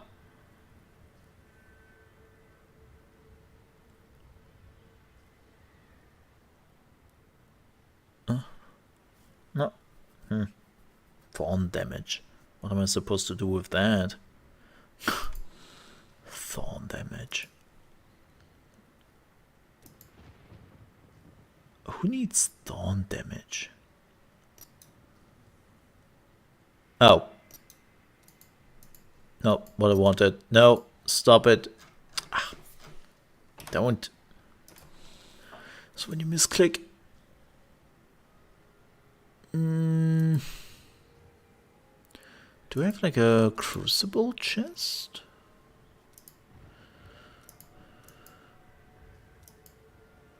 Also that the crucibles do not stack.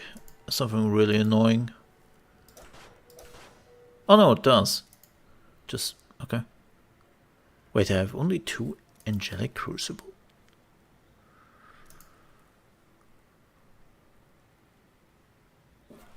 Huh. I thought I had more. Oh. Blimey. Apparently not.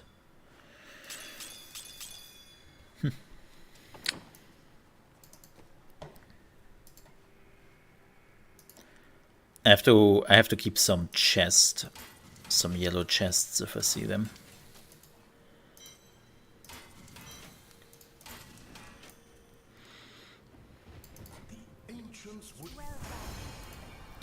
Boop. Okay. But that's it, folks. We are done for today because A, it's the end of the stream. I have to eat something and again help a friend out, and then I have to write some emails. I have to reach out to some people because, as you might know, the release, the time of the year is drawing closer, where tons of games are releasing, and I have to reach out to much more people. Yep, I have to focus down on things. All right, but again, thank you so much for watching. Tomorrow, because tomorrow we already have a lot of releases coming out, but most of them are evening releases. We will check out... Oh my god, we have played this game 3 years ago? No. I could have... What?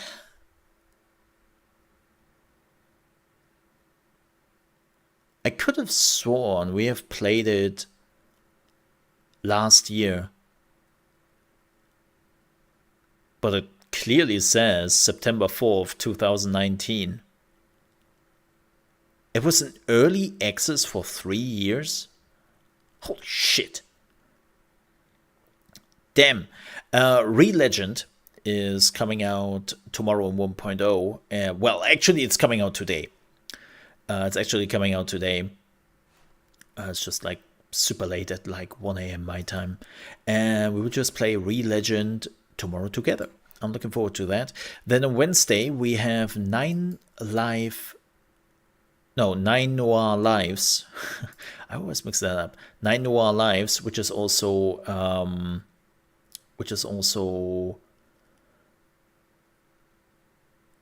an early morning release, so we can just play it on our normal streaming time. And then on Thursday, if it is an early release, we are playing Steel Rising. If it isn't, we're playing that on Friday. Yep.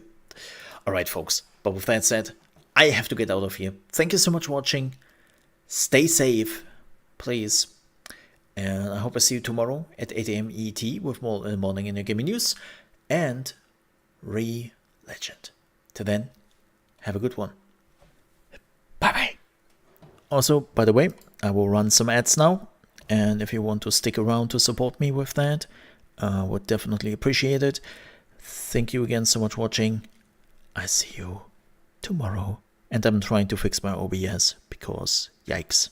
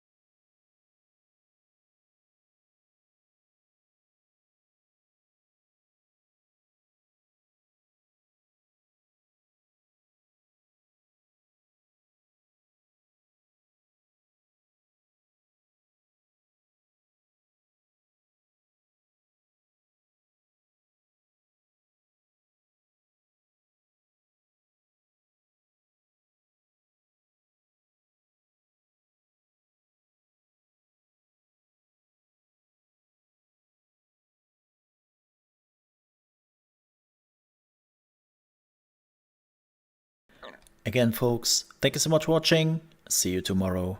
Bye bye.